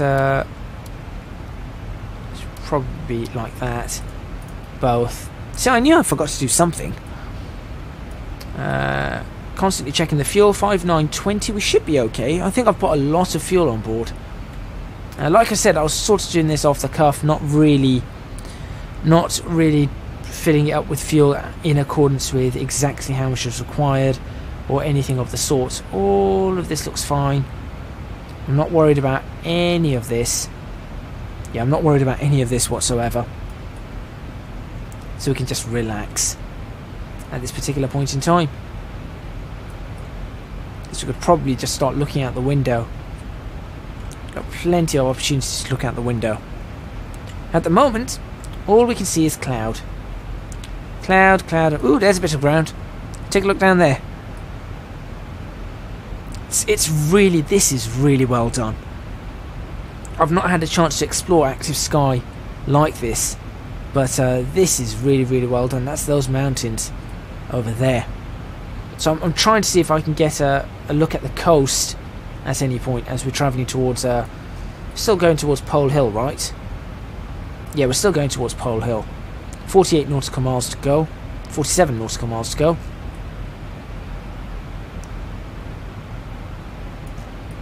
But we are in some pretty heavy cloud cover at the moment. And this was exactly what the weather was like yesterday. Unfortunately, I did pick it, and this is what we've got. I can't wait until the clouds are redone. Which add-ons are you using at the moment? Well, this is the Zibo 737. So I'm using the Zibo 737. I have better pushback enabled, which allowed me to push back quite nicely. I have Avitab, which gives me all of this stuff. That comes in at with the 737 as well. The livery I'm using for the 737 is the British Airways Landor 100 livery, which is fantastic. Looks absolutely superb, as you can see. Can't complain about that. Ground cover, which you can just about see there. You can just about see the ground as we're breaking through the clouds. Oh, there you go. That is TrueEarth. So we've got TrueEarth. I've got TrueEarth, ORBX TrueEarth South, Central and North for Great Britain. Unfortunately, like I said, we've got a lot of clouds at the moment, but if you're going to stay with me until we get to London Heathrow, you'll see as we break out the clouds, it does look absolutely brilliant. It's one of the best things I have ever seen. It is really, really fantastic. So maybe when we get a break in the clouds somewhere, we'll be able to see. We'll be able to see it a little bit better. Unfortunately, when we were taking off, it was fine out of Edinburgh. It's just this side is quite cloudy down Kendal area and the like. So we're not doing great at this point in time. But aside from that, I think... Oh, and Active Sky. I'm using Active Sky XP for the weather, so that's my weather engine. And not the cloud textures or anything. It doesn't have textures at the moment. And I think I used FS Enhancer, which is free. And that's my list of add-ons. There's nothing else. As far as I know, anyway, that's nothing else. I'll probably remember something at some point, but at this point in time, I don't think there's any others. Switch off the background lights. You don't really need them. Switch that off. Done. As a matter of fact, we don't even need these panel lights on. I've never flown without the panel lights on, but you know, let's fly without the panel lights on. Yeah, we don't actually need them at all. Although I think the panel lights do make it easier to see, though. So these ones I'm going to leave on, but I'm not going to switch these on.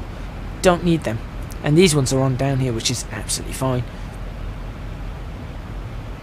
So today we're going to be landing runway 27 right, and that means our ILS is going to be tuned into 110.3. We'll start doing that once we're closer to the airport. We're still about half an hour away from descent, which means coming in over London.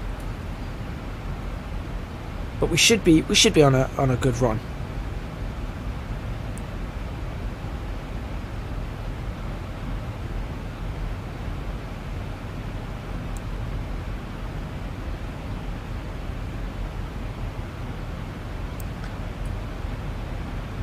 Can have a look at this, just see. Right, we're now going past Lancaster. Guess we should have a look. Bro, I'm going to open this. I'm just going to open it for the sake of it. Should go have a look down. Let's go have a look down here. What's it like? They've upgraded some of this, so I don't know what it's like back here. It's actually quite nice. This is a first class sort of thing. Pop along here. You're back. Well, currently we're going through a bunch of clouds. And we're looking out one of the windows of the first class passengers. But that's looking pretty nice. That is looking pretty nice. As we go through the clouds, we should have flown flight level 220 or something, but flight level 180 is fine. I'm not fussed. Aircraft is nice back here. The Zibo's really done a good mod, or has really improved this. What's this? Lighting controls. Oh yeah, we can change the lights. I keep forgetting that we can change the lights.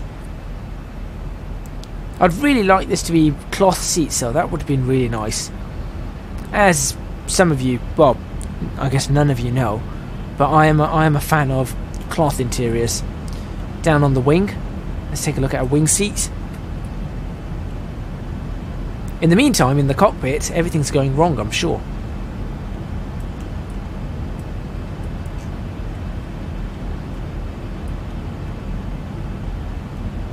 Look at that. Now that's a view. That's a really nice view.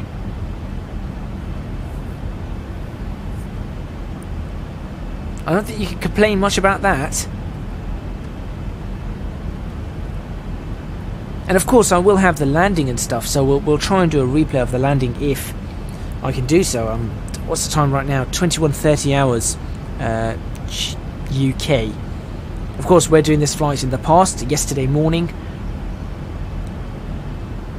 But that's looking good. I am rather happy with that. And you can just see how ORBX just makes it look real. It's just real. You can see the just here. You can just see the beacon flashing down there against the bottom of the wing, the deflectors.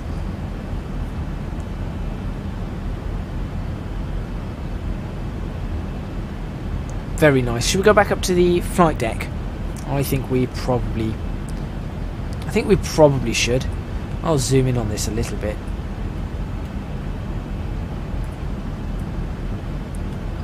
Let's go back up to the flight deck. Make sure everything's okay. Right, we're coming up to Pole Hill, which means that we're starting a turn. Look at that. And as you can see, the scenery is phenomenal. That is phenomenal scenery right there.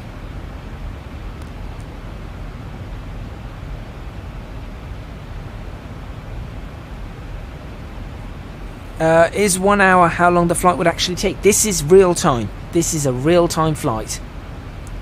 If we look there, that's Bradford, I think. That's Leeds Bradford down there. Got the wind farms in the just spinning in the wind nice and slowly up on the hills. Yorkshire Dales. WT, welcome to the chat. Welcome to a stream on YouTube. How crazy. And welcome to also, I don't know whether you've ever been to Great Britain, WT, so welcome to Leeds and Bradford over on this side. I hope you enjoy your stay. Ooh, how was satisfactory? How was satisfactory today? And of course, no problems. All of us, we all have to... there's Leeds, there's Bradford, this is now Huddersfield and stuff like that.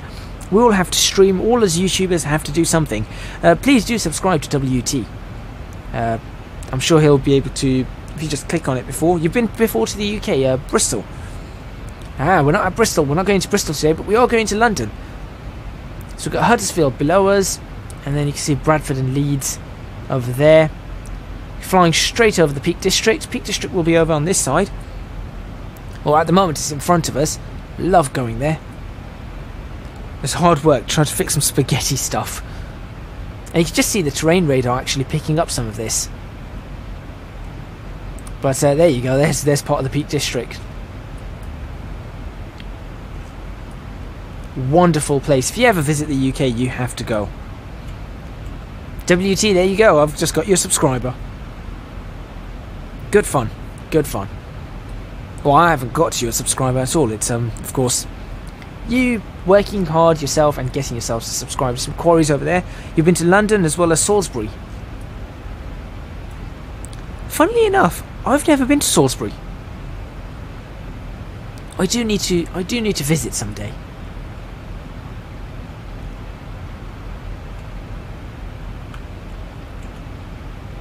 That's a decent view, isn't it?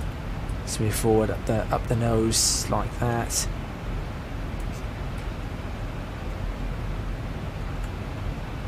Camera just there.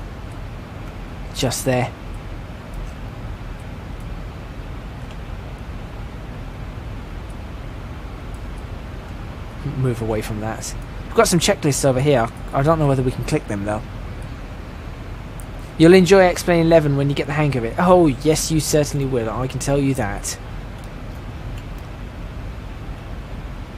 I can also tell you that I'm going to mess up. Oh, Brighton. Brighton. Never been to Brighton. Been to Bristol.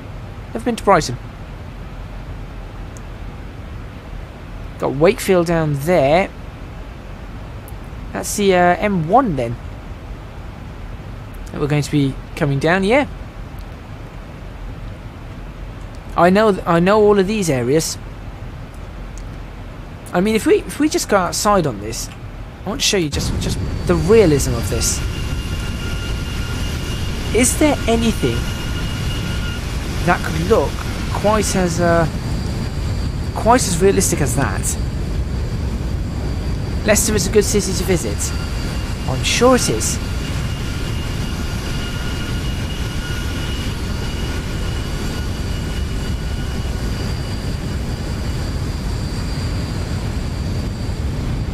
Beautiful. Absolutely beautiful. What town do we have here? What city do we have here? Sheffield? Would that be Sheffield over there? No, I doubt it. Let's find out. Nope, that is Sheffield. Okay. This is going to be hell to make in Transport Fever. Thankfully, I'm not making this part of it in Transport Fever at all. I'd be dead otherwise.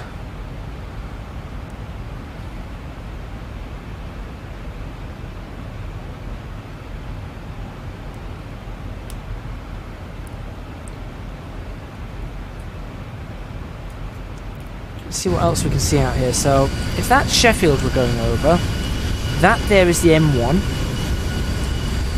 That there is the... that there, I remember once got flooded. That's Meadow Hall Shopping Centre. Coming along there, we're now headed towards Gamston, so we're going that way. M1 goes that way. We're sort of flying... So that's south. That's south. We're sort of flying southeast at the moment. That there would be Doncaster.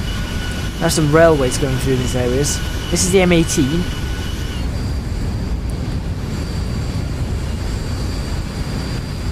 Yeah, so we've got Nottingham and stuff down that way. Might be able to just about see Nottingham and things in the distance. Derby out there. Yeah, that's probably Derby, Nottingham.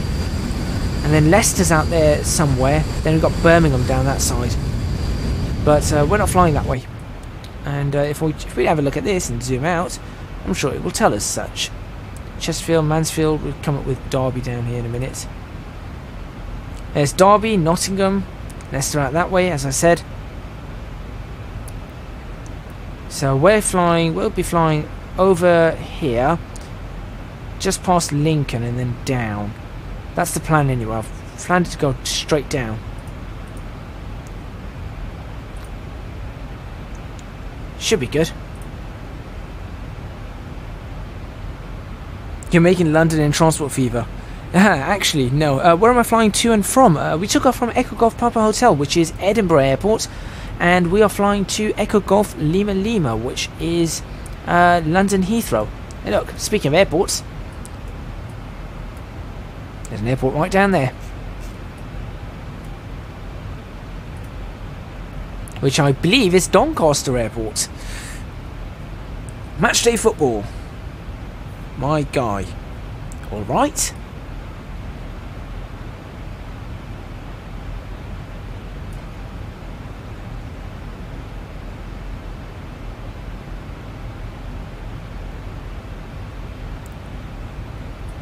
And we are now turning in over to our next one. So we've just come up across Gamston and now we're going to turn pretty much on a heading of 170, 160. Almost south. We're going to fly almost south, getting ourselves in over towards London now. So now we're coming in on our final leg before Lambourne, and at Lambourne we're going to start, well, we actually have to start descending not too far from now actually. If we have a look at the legs page, you'll see that we have to be at flight level 909 or 099 240 knots at in 103 nautical miles. So that's going to be quite interesting. So we'll be getting ourselves slowing down. I'm hoping VNAV should be able to do all of this. I don't trust it entirely, but you never know. Transport Fever isn't on PS4. Yeah, that is a little bit unfortunate. We've got the city of Lincoln out on this side. Lovely cathedral in there. We can have a look.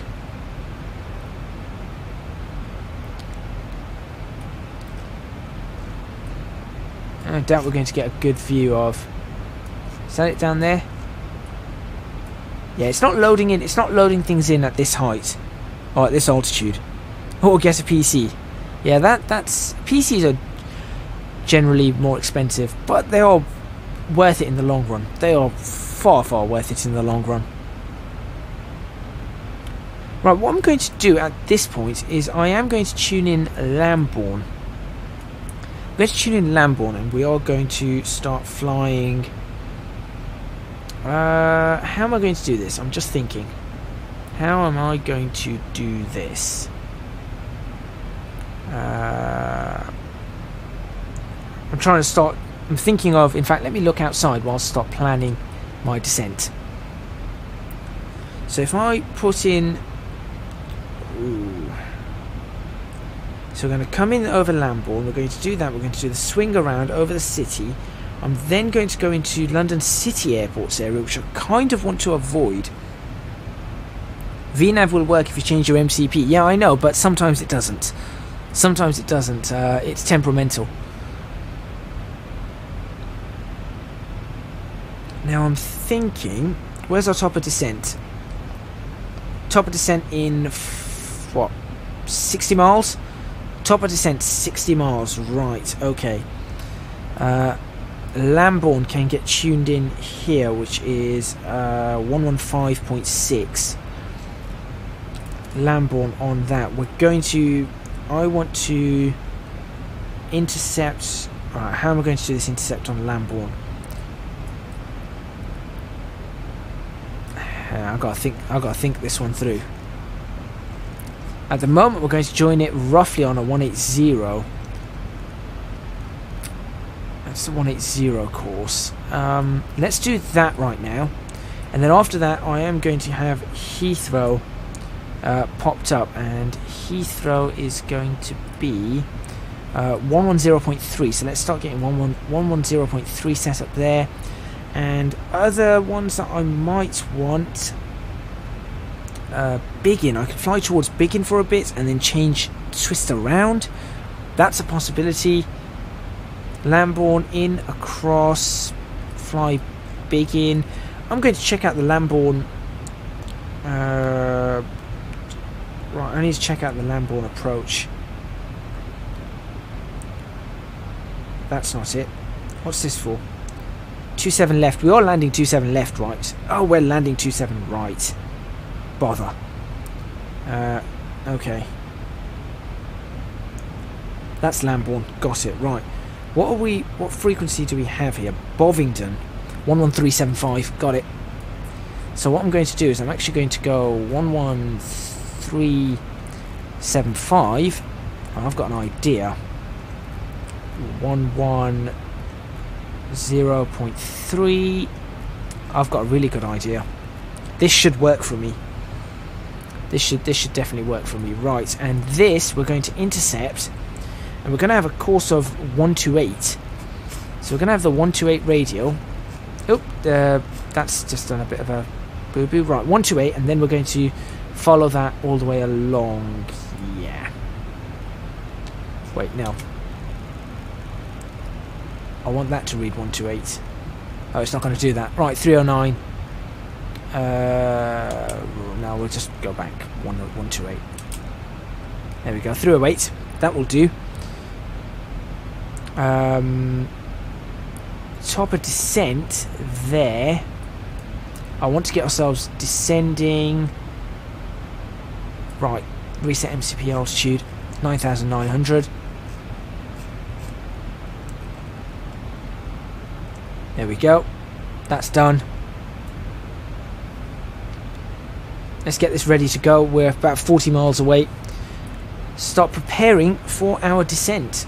So we're going to switch off that. Switch off that. Checklists. Descent. Landing altitude. Verify. We're landing at...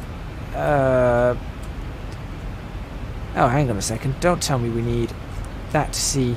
Oh, we do as well. We're landing at 82 feet, so it's going to be 100. That will do. System annunciator recall. We're good. VREF needs to be entered. We're going to go flaps 30 today. Flaps 30 is in. Radio minimums. Right. This is where things go wrong. This is where things go very, very wrong. Right. Pull up. EGLL. Get me... Which runway we're looking for again? 2 27. 27 left, 27 right. Why have I picked 27 right? I'm an idiot. I'm an idiot for picking 27 right. Also, this is just looking really nice. And it's about to look a lot nicer. It really is. Right, 27 right. We're looking for ILS DME Cat 2. No, hold on. Yeah, we'll go for ILS. Let's look for this one. Right. Minimums. What are our minimums here?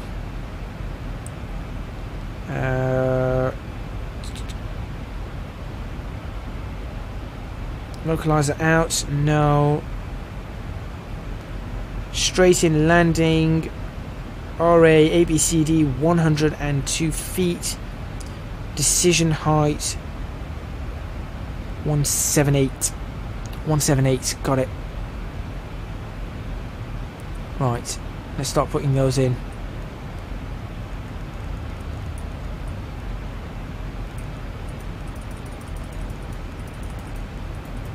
.178. Done.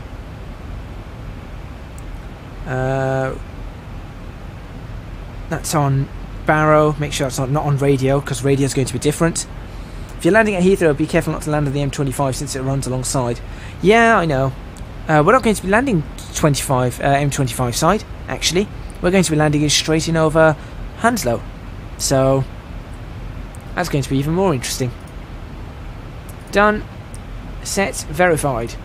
Descent checklist complete. Now we just have to bring the aircraft down. Ooh, that looks overcast. Oh, I was going to say, that looks overcast. That looks stunning. Put that on. That's good, that's good, that's good. Don't need those on at this point in time. We've got plenty of fuel on board. Crisis averted. Yes, indeed. Right, that I don't need. That's going to be fine. I don't need to worry about any of those on the approach. Landing ILS, I don't need to worry about that either. Oh yeah, actually we will use the localizer and the approach mode today. Yeah, we'll do that. We will definitely do that. Right. This point in time, I need to bring this down. Top of descent, less than 20 miles. That's good. What we'll do is we'll fly there. We'll go out. We'll follow that track, and then we'll turn in, capture the localizer, bring it in. Nice approach over London. Then we can have a look at it. The time is currently 21:50 hours in the United Kingdom. In the simulator, it is 09:31. We've been flying for 44 minutes. Approach again. I'll just check all of these because we are good. That's all good. We do need to check the altimeter because I am not sure what it is on London's at Heathrow. What I'm going to do is I'm actually going to have to do this. This is annoying. I don't want to do this, but 1032 is what we've got. Variable at 5 knots. And we will go 1032 is going to be our pressure setup. 1032 hectopascals, job done. Like so.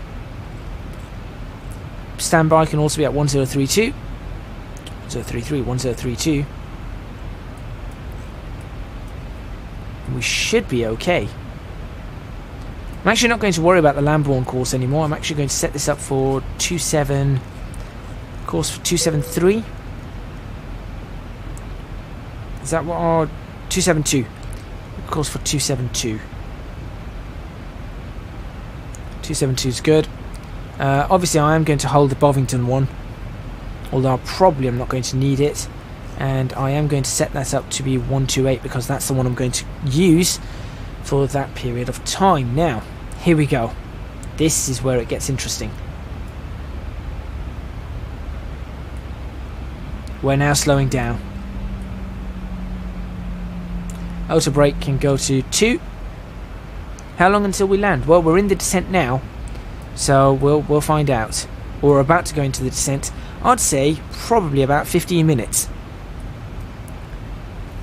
But we are about to go into the descent in a few miles' time, and we're going to have to go through these clouds.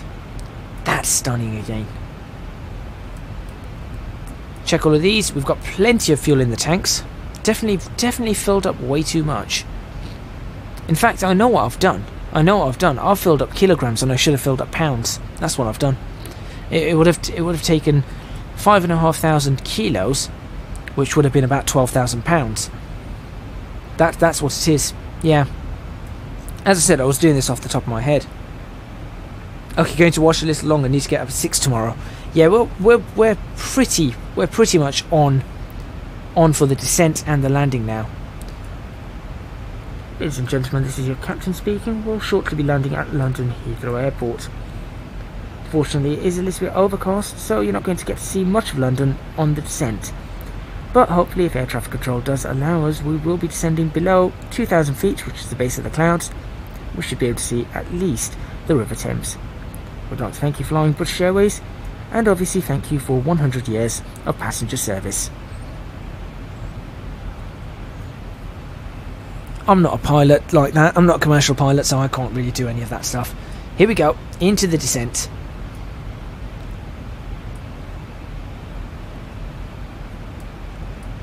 Now, that's been set up, so I'm not going to do that. I'm going to pop you in there. I'm going to pop you on the legs page, and we need to see what we need to do. So I am thinking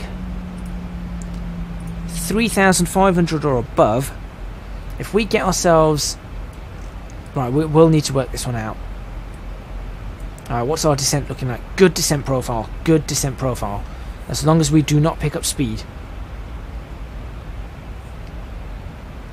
I'll be watching for needing a speed break there. We are going to have to go straight into the clouds though. I heard that and I'm scared now. Oh, don't worry, I've done this plenty of times before. Just not in a long while. I'll point out the last aircraft I flew was a little Piper Arrow. So just think, Piper Arrow 737.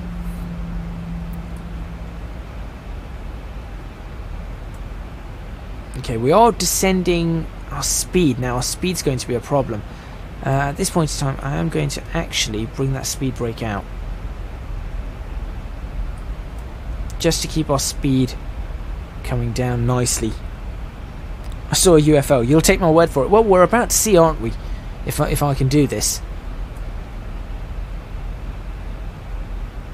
Now what we're going to do, FMC speed, good. Good. We'll bring that back.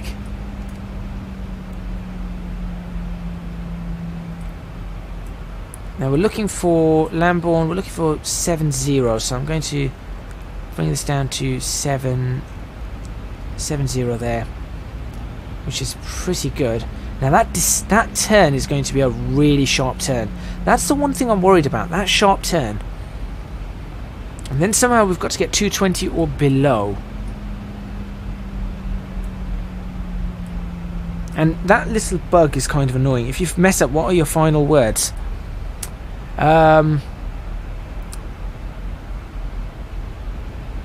So what would be my final words? Well, I suppose my final words would be, well, bother. Or in the words of Paul and Barry Chuckle, oh dear, oh dear.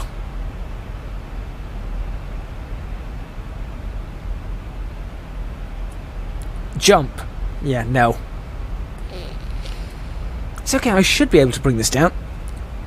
My biggest concern, I'll be honest, my biggest concern is whether my controls are sticking, because I have a feeling my control stick is sticking because dust's got into it, and I live in a very dusty house, so that's what I think has happened. Right, are you going to continue the descent? Come on. This descent's not going well. Come on, keep that descent going. What should be happening here is not that increasing. Now in the real aircraft, that shouldn't increase. This rate of descent should increase. So I'm slightly concerned as to why that's happening.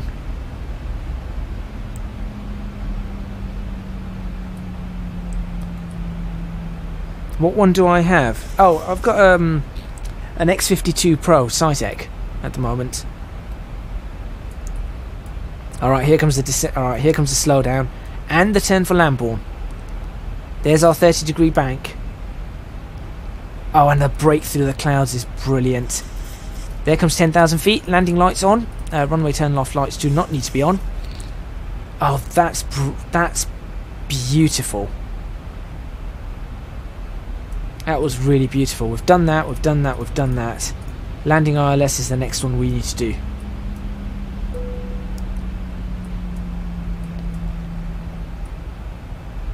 Really slow this aircraft down.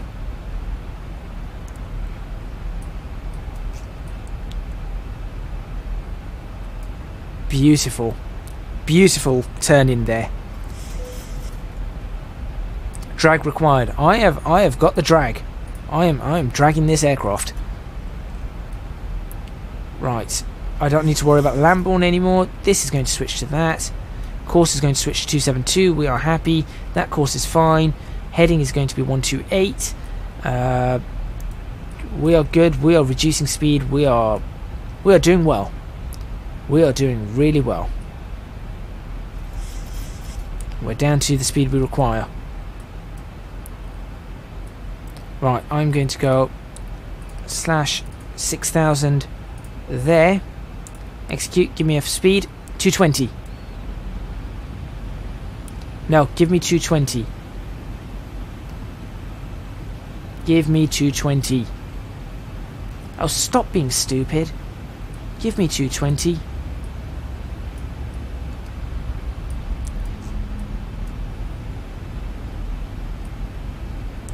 There it goes. Now it's realised it needs the 220. Now it's going to go drag required. Welcome to London. This is the area I grew up in. Here you go, 220. This is the area I grew up in. I was born in. That's the Olympic. That's Millennium Dome. This is the area I was born in a hospital just there. Just off there. This is the Lee Valley. Olympic Stadium's just there. You can see central London over there. Or, yeah, that's central London over on that side. So, yeah. Right, I don't need to worry about this. I don't need to worry about any of this at this point in time. We're not going to go flaps 1 at this point either.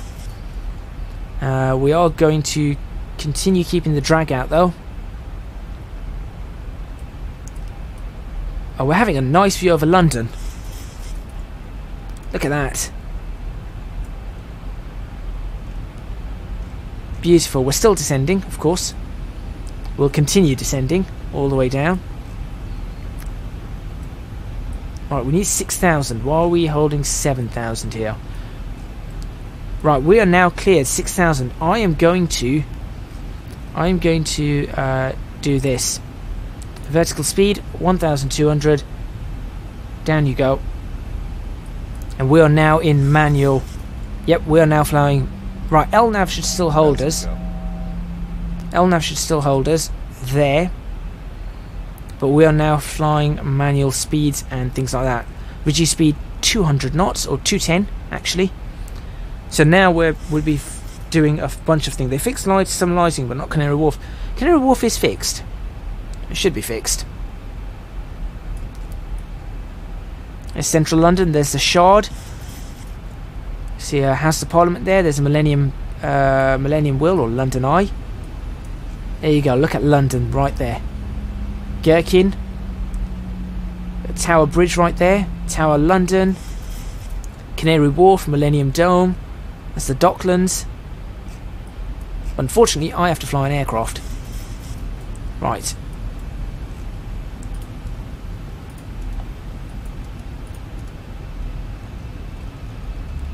We'll keep descending. At this point, we're going to try and keep descending at 1,500 foot per minute.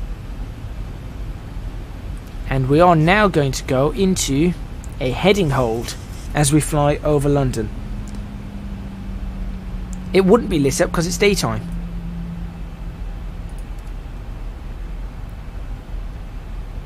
Right, onto a heading select. And we're going to oops, switch that out. It's not going to be 1,000 to go anymore. And we are going to swap you over and you onto 272. Good.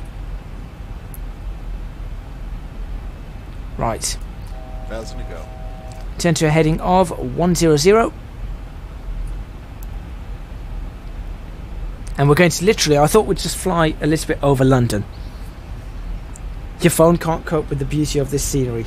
It really is quite spectacular, isn't it? And look at the frame rates. The frame rate is brilliant. It really is. Right, now we're above London City. There'd be aeroplanes going in here, but that's why I need to be really careful about this. So, going to turn in. Slight clouds. Yep, we've just gone into some clouds. Oh, we've gone into one of those horrible clouds. I don't like these clouds. I'm descending 2,000. Right. As you can see, you can imagine why I don't like these clouds. For some reason, these clouds cause issues. And we're going to go for a heading of... well, we're going to go for a base heading, so 180. And if I actually switch that to 10, we're actually going to now turn in, and we are going to... I want... not that. I want that one selected.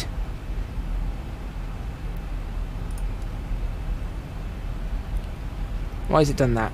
Damn it. Yeah, don't do that. Go back to heading select, please.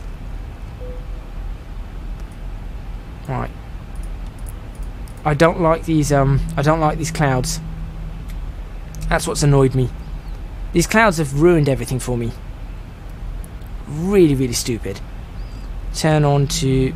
Alright, let's turn in. 1,000 to go. Reduce speed 180. Flaps 1. Turn off strobes and heavy clouds, yeah.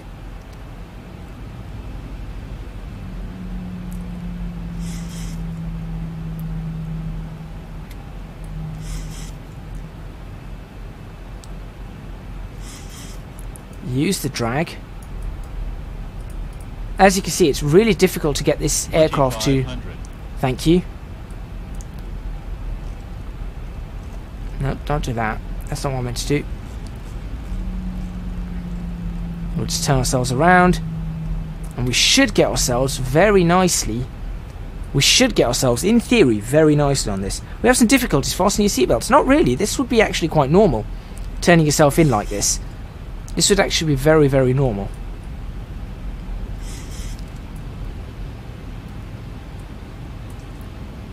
Right. Now, which one am I supposed to press first? I keep forgetting. Approach. That's it. There we go. That's what I'm after. And the moment we've got this, the moment we're on board, we should be absolutely fine. Okay. Oh, you meant the clouds. Yep. Yeah, that is a bit of a problem. Right. Flaps 2.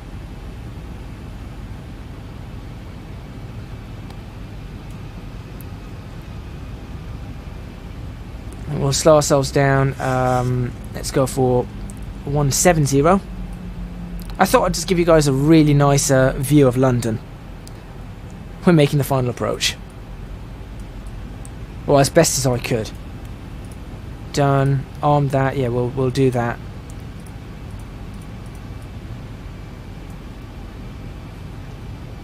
I thought we were supposed to press VOR localizer first. That was my theory.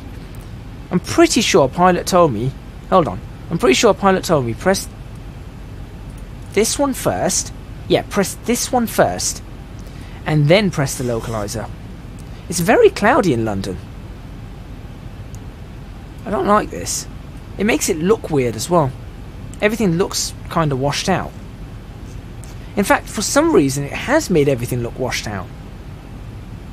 Looks eerie. Flaps 5.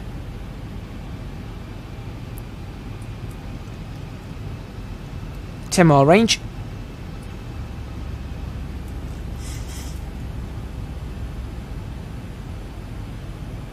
I'm just waiting for this to actually pick up the localizer.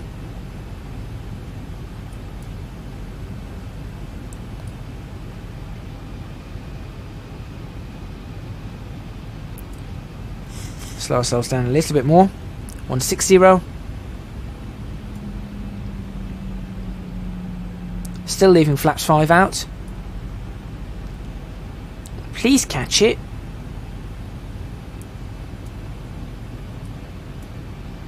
At this point it should have caught it. I'm not sure why it hasn't. I'm going to try and force it to capture that localizer. And the moment it does, I have to press approach. Come on.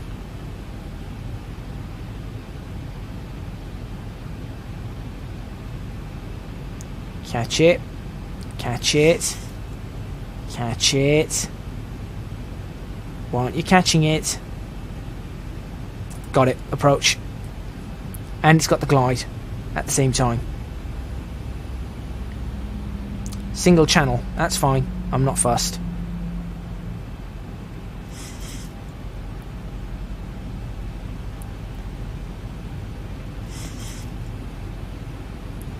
Right.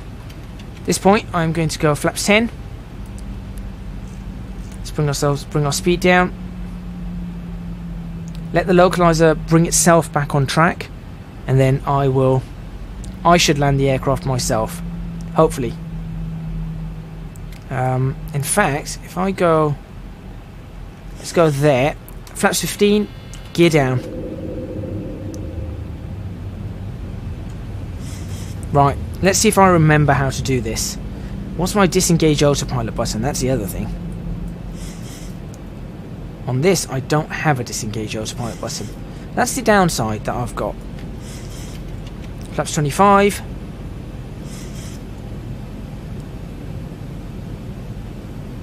And flaps 30. Right, let's do this.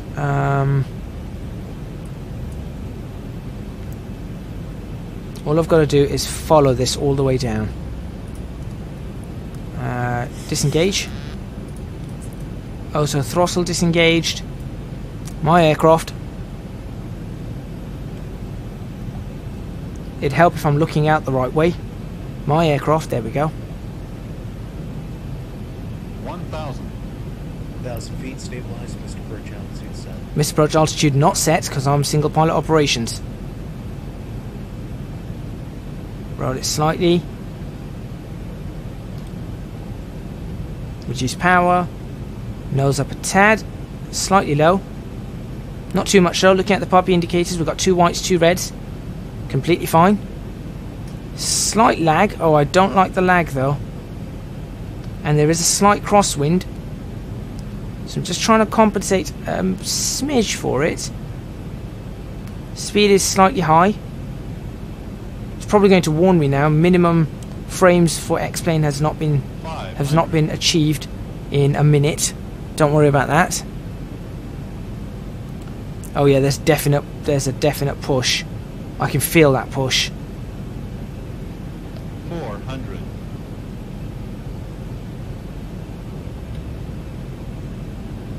And my controls are sticky. 300. Yeah, I've got sticky controls.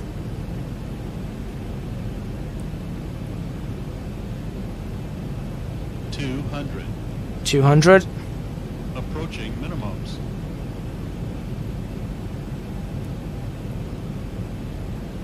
100. 100. Minimums. Landing. 50. 40. 30. 20. 10. On the ground. Good. Reversers. Well, we don't have reversers on this. Brakes. 80 knots. 80 knots. Manual braking. We'll take the next high-speed exit. Flaps coming up. Speed brake disarm. We'll take this exit here. Ladies and gentlemen, please remain seated with your seatbelt fastened and your carry-on items stowed until the aircraft is parked at the gate and the captain has turned off the seatbelt sign. We ask that you please use caution when opening the overhead bins to prevent injuries. Please be seated for departure. Don't be seated for departure, that's a bug. You may now use mobile phones and other handheld electronic devices However, laptop computers may not be used at this time. Okay, the cabin is secured. Have a good Before you night. leave Oh, the shut aircraft, up. Please be sure to check your seat pockets, the overhead bins, and the floor area around your seat for any personal articles you may have brought on board. And we are down. We'd like to thank you for flying with us. We've enjoyed having you on board today and look forward to serving you again soon. Thank you and have a great day. Nice, I'm alive. Yep, yep. WT, that's my car. Oh, you saw your car. Lovely. Plane has landed. Yeah, we are down. So, where are we going to go? Let's have a look. Normally, a British Airways aircraft will be going down the end. So we're going to go down the end. It's 10 past 10 at night, 22:10 over here. I might actually check this. Thank you very much, WT. I'm actually going to check this on a replay, if possible, from a passenger view, or we'll just, once I park up the aircraft, I'll go into a replay, have a look at just the end of it. I'll save the replay, of course, as well. But let's get back over to, as quickly as we can, over to where we need to be. Right, that's been disengaged. All of that's been disengaged. That's fine. That's off. That's not a problem. At this point, we'll probably be starting the APU once again. So we'll start that up. That can go off. That can go off. Everything else is pretty much... In fact, we're pretty much ready. Thank you very much for joining, WT, and have a good night. I have to say, I've landed better. I have landed better. I've also realised, I think I'm going to the wrong side of the airport. Yeah, I'm going to the wrong side of the airport. So I'll tell you what, we're going to pull in right here.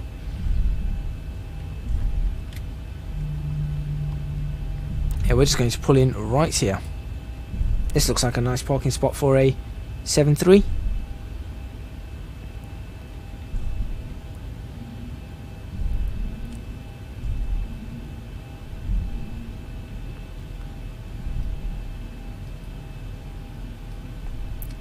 Because normally I'm landing runway 9, so I've got to come back. Spectacular flight. Thank you very much. I'm glad you enjoyed it. Let's just park us up, and then we'll have a look at a couple of replays before we end the stream. We can put a 7-3 here, so we're going to try it out. We'd normally have someone guiding us, but I think about there is pretty good. Very good. APU is on. We're going to swap over to... Oops, we're going to do that. Do that. I can go to switch that off. Switch that off. You're on. You can go off. You can go off. You can go off. You can go off. And at that point, we are going to kill the engines. Engines off. You can go off. You can go off. You can be on auto. You can come on. You lot are fine. You lot are fine. You're off. You're off. And in a moment, I guess we can do what? You go off. You go off. You off. You off. You off. There we go. We are parked up at the moment. I suppose these can now go off. There you go. Those are off. Those are off. Your damper off. That switch that off. We're good. Nothing much there. There you go. Now the APU's on. Let people come up and, you know, sort of disembark the aircraft if we had the jetway running, which I don't. But as you can see, I'm quite parked up quite all right.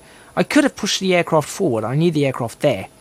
The only problem is like I said, I'm not used to how far we need to bring the aircraft. We've not done that. Thank you very much. Right, should we have a look at a few replays before we end this stream? Let's save the replay. Let's have a look at a few replays. Ian Colton, you are very good. I'm poor at XP 11 so far. I've not had a successful flight without landing to the ground. Well, we're about to see what the descent was like. So I wasn't looking. I was really just trying to focus on getting this aircraft down because it's the first one I've done in a while. But if we go back a little bit. Oh no, I was going to say, knowing my luck, it's not gonna show this, is it? Small problem with X-Plane, but what I want to see, I'm actually going to look at the vertical speed and see how quickly we... 2,500. Yeah, see, this is just a small problem with X-Plane. 50, 40, 30, 10. Oh no, that was a very smooth landing. I'm surprised. What I'm going to do though is I'm going to pause it there, and I am going to jump out the aircraft because we are going to watch this from the outside. We're going to watch this from the outside. Let's have a look. Find a nice spot. Oh, look at that. Well within the landing zone and everything. I am half impressed with myself here. Right.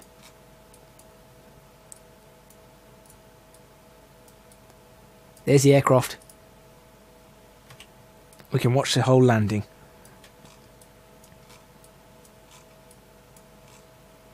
Here we come. And I've got to say, that does look pretty realistic. As an aircraft coming into land caught on camera. I'm not sure what you lot are thinking, but I think that is pretty realistic. You just saw, that's why I just cut the autopilot out and it didn't have my controls responding properly. So you just saw that slight dip, and I could probably use this instead to sort of line it up. And then, yeah, that and that to zoom in and out.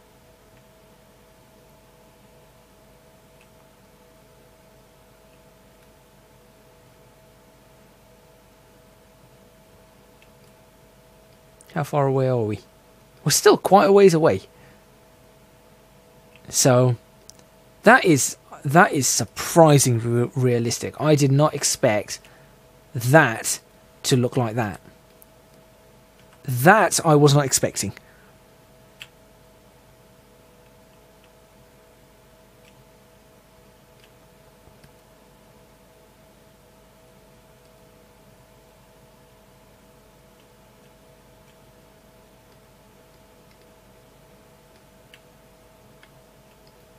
Let's move over about there.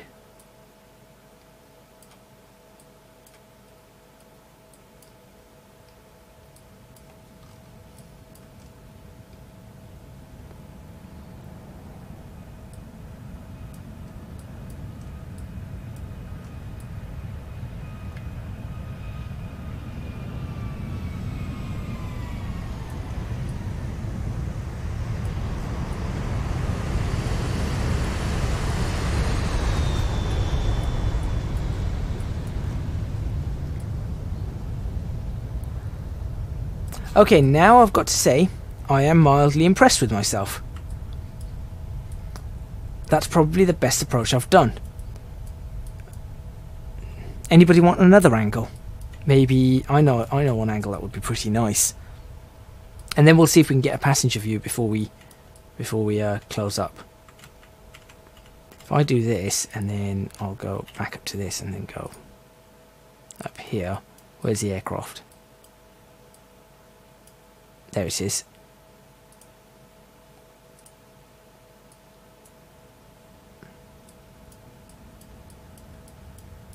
This is probably going to look... I hope this looks really quite good.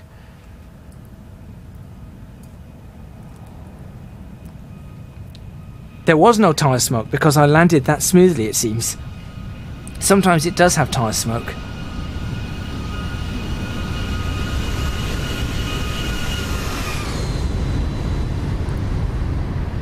And that's the crosswind right there as well.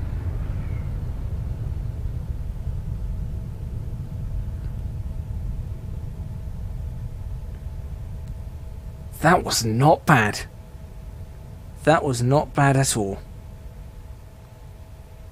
I'll tell you what else we'll do is we shall go on board. Although this doesn't really show this, but we'll pause it and we shall do the final part on board. 10 out of 10. Thank you very much. Which side would you like to see? Would you like to see... I think this side of London's probably the nicer side to look at. If we can actually get out this door. Let's have a look. Over the wing? I think over the wing will probably be nice. And we've got So overwing exits are over here. Here we go. So maybe we'll go for one of the exit seats. Yeah, the annoying ones. And we'll see what we can get. Right.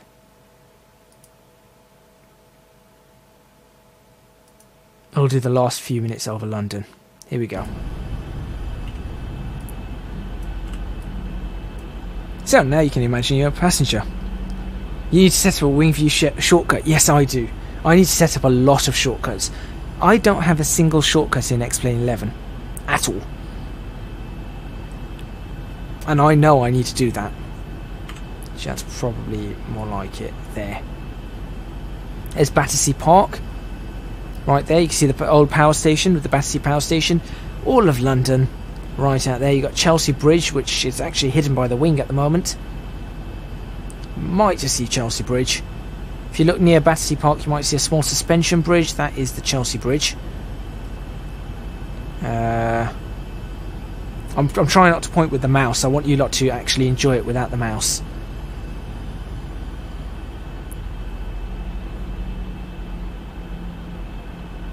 That's now coming up on the approach.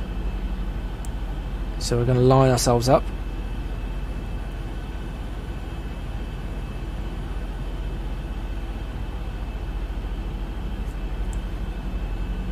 I'm impressed. I am impressed. So I'll say mildly impressed. Maybe I'm not massively impressed.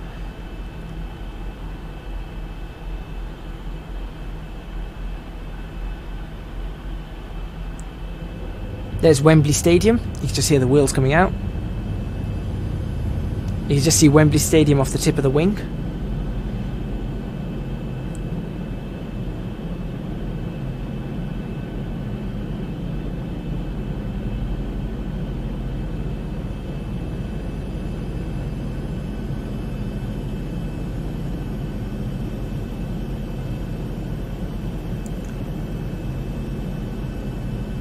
So now we're coming in over sort of West London, coming in over Ealing and that kind of area. Acton, Ealing, so long.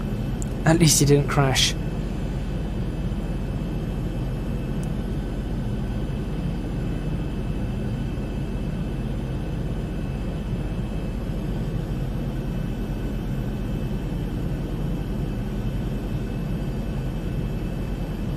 At least I didn't crash, yeah. This whole area of London I've been in and around quite a lot.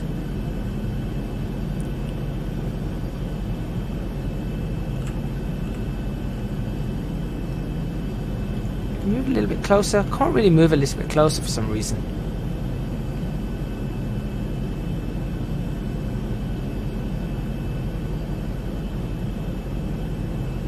But I mean, it's incredible how realistic this looks. That power station is South. I mean, not power station. That gas meter, Southall. Train line going straight past it. I've done this before. Sort of got the A40 Uxbridge Road going along there. We sort of cross right over Uxbridge Road when you come into land. In fact, there it is. That major road there. That's A40 Uxbridge Road. Going up to that main roundabout over there. Obviously, opposite side of the M25, you've got the M4 out that side as we come into land. And we'll come straight in over the car parks here, but if you're landing on the other runway, we'll come in over Myrtle Avenue. Do I have the head shaker plug in? I do not. I probably should put that in. Maybe it'll make this look even more realistic.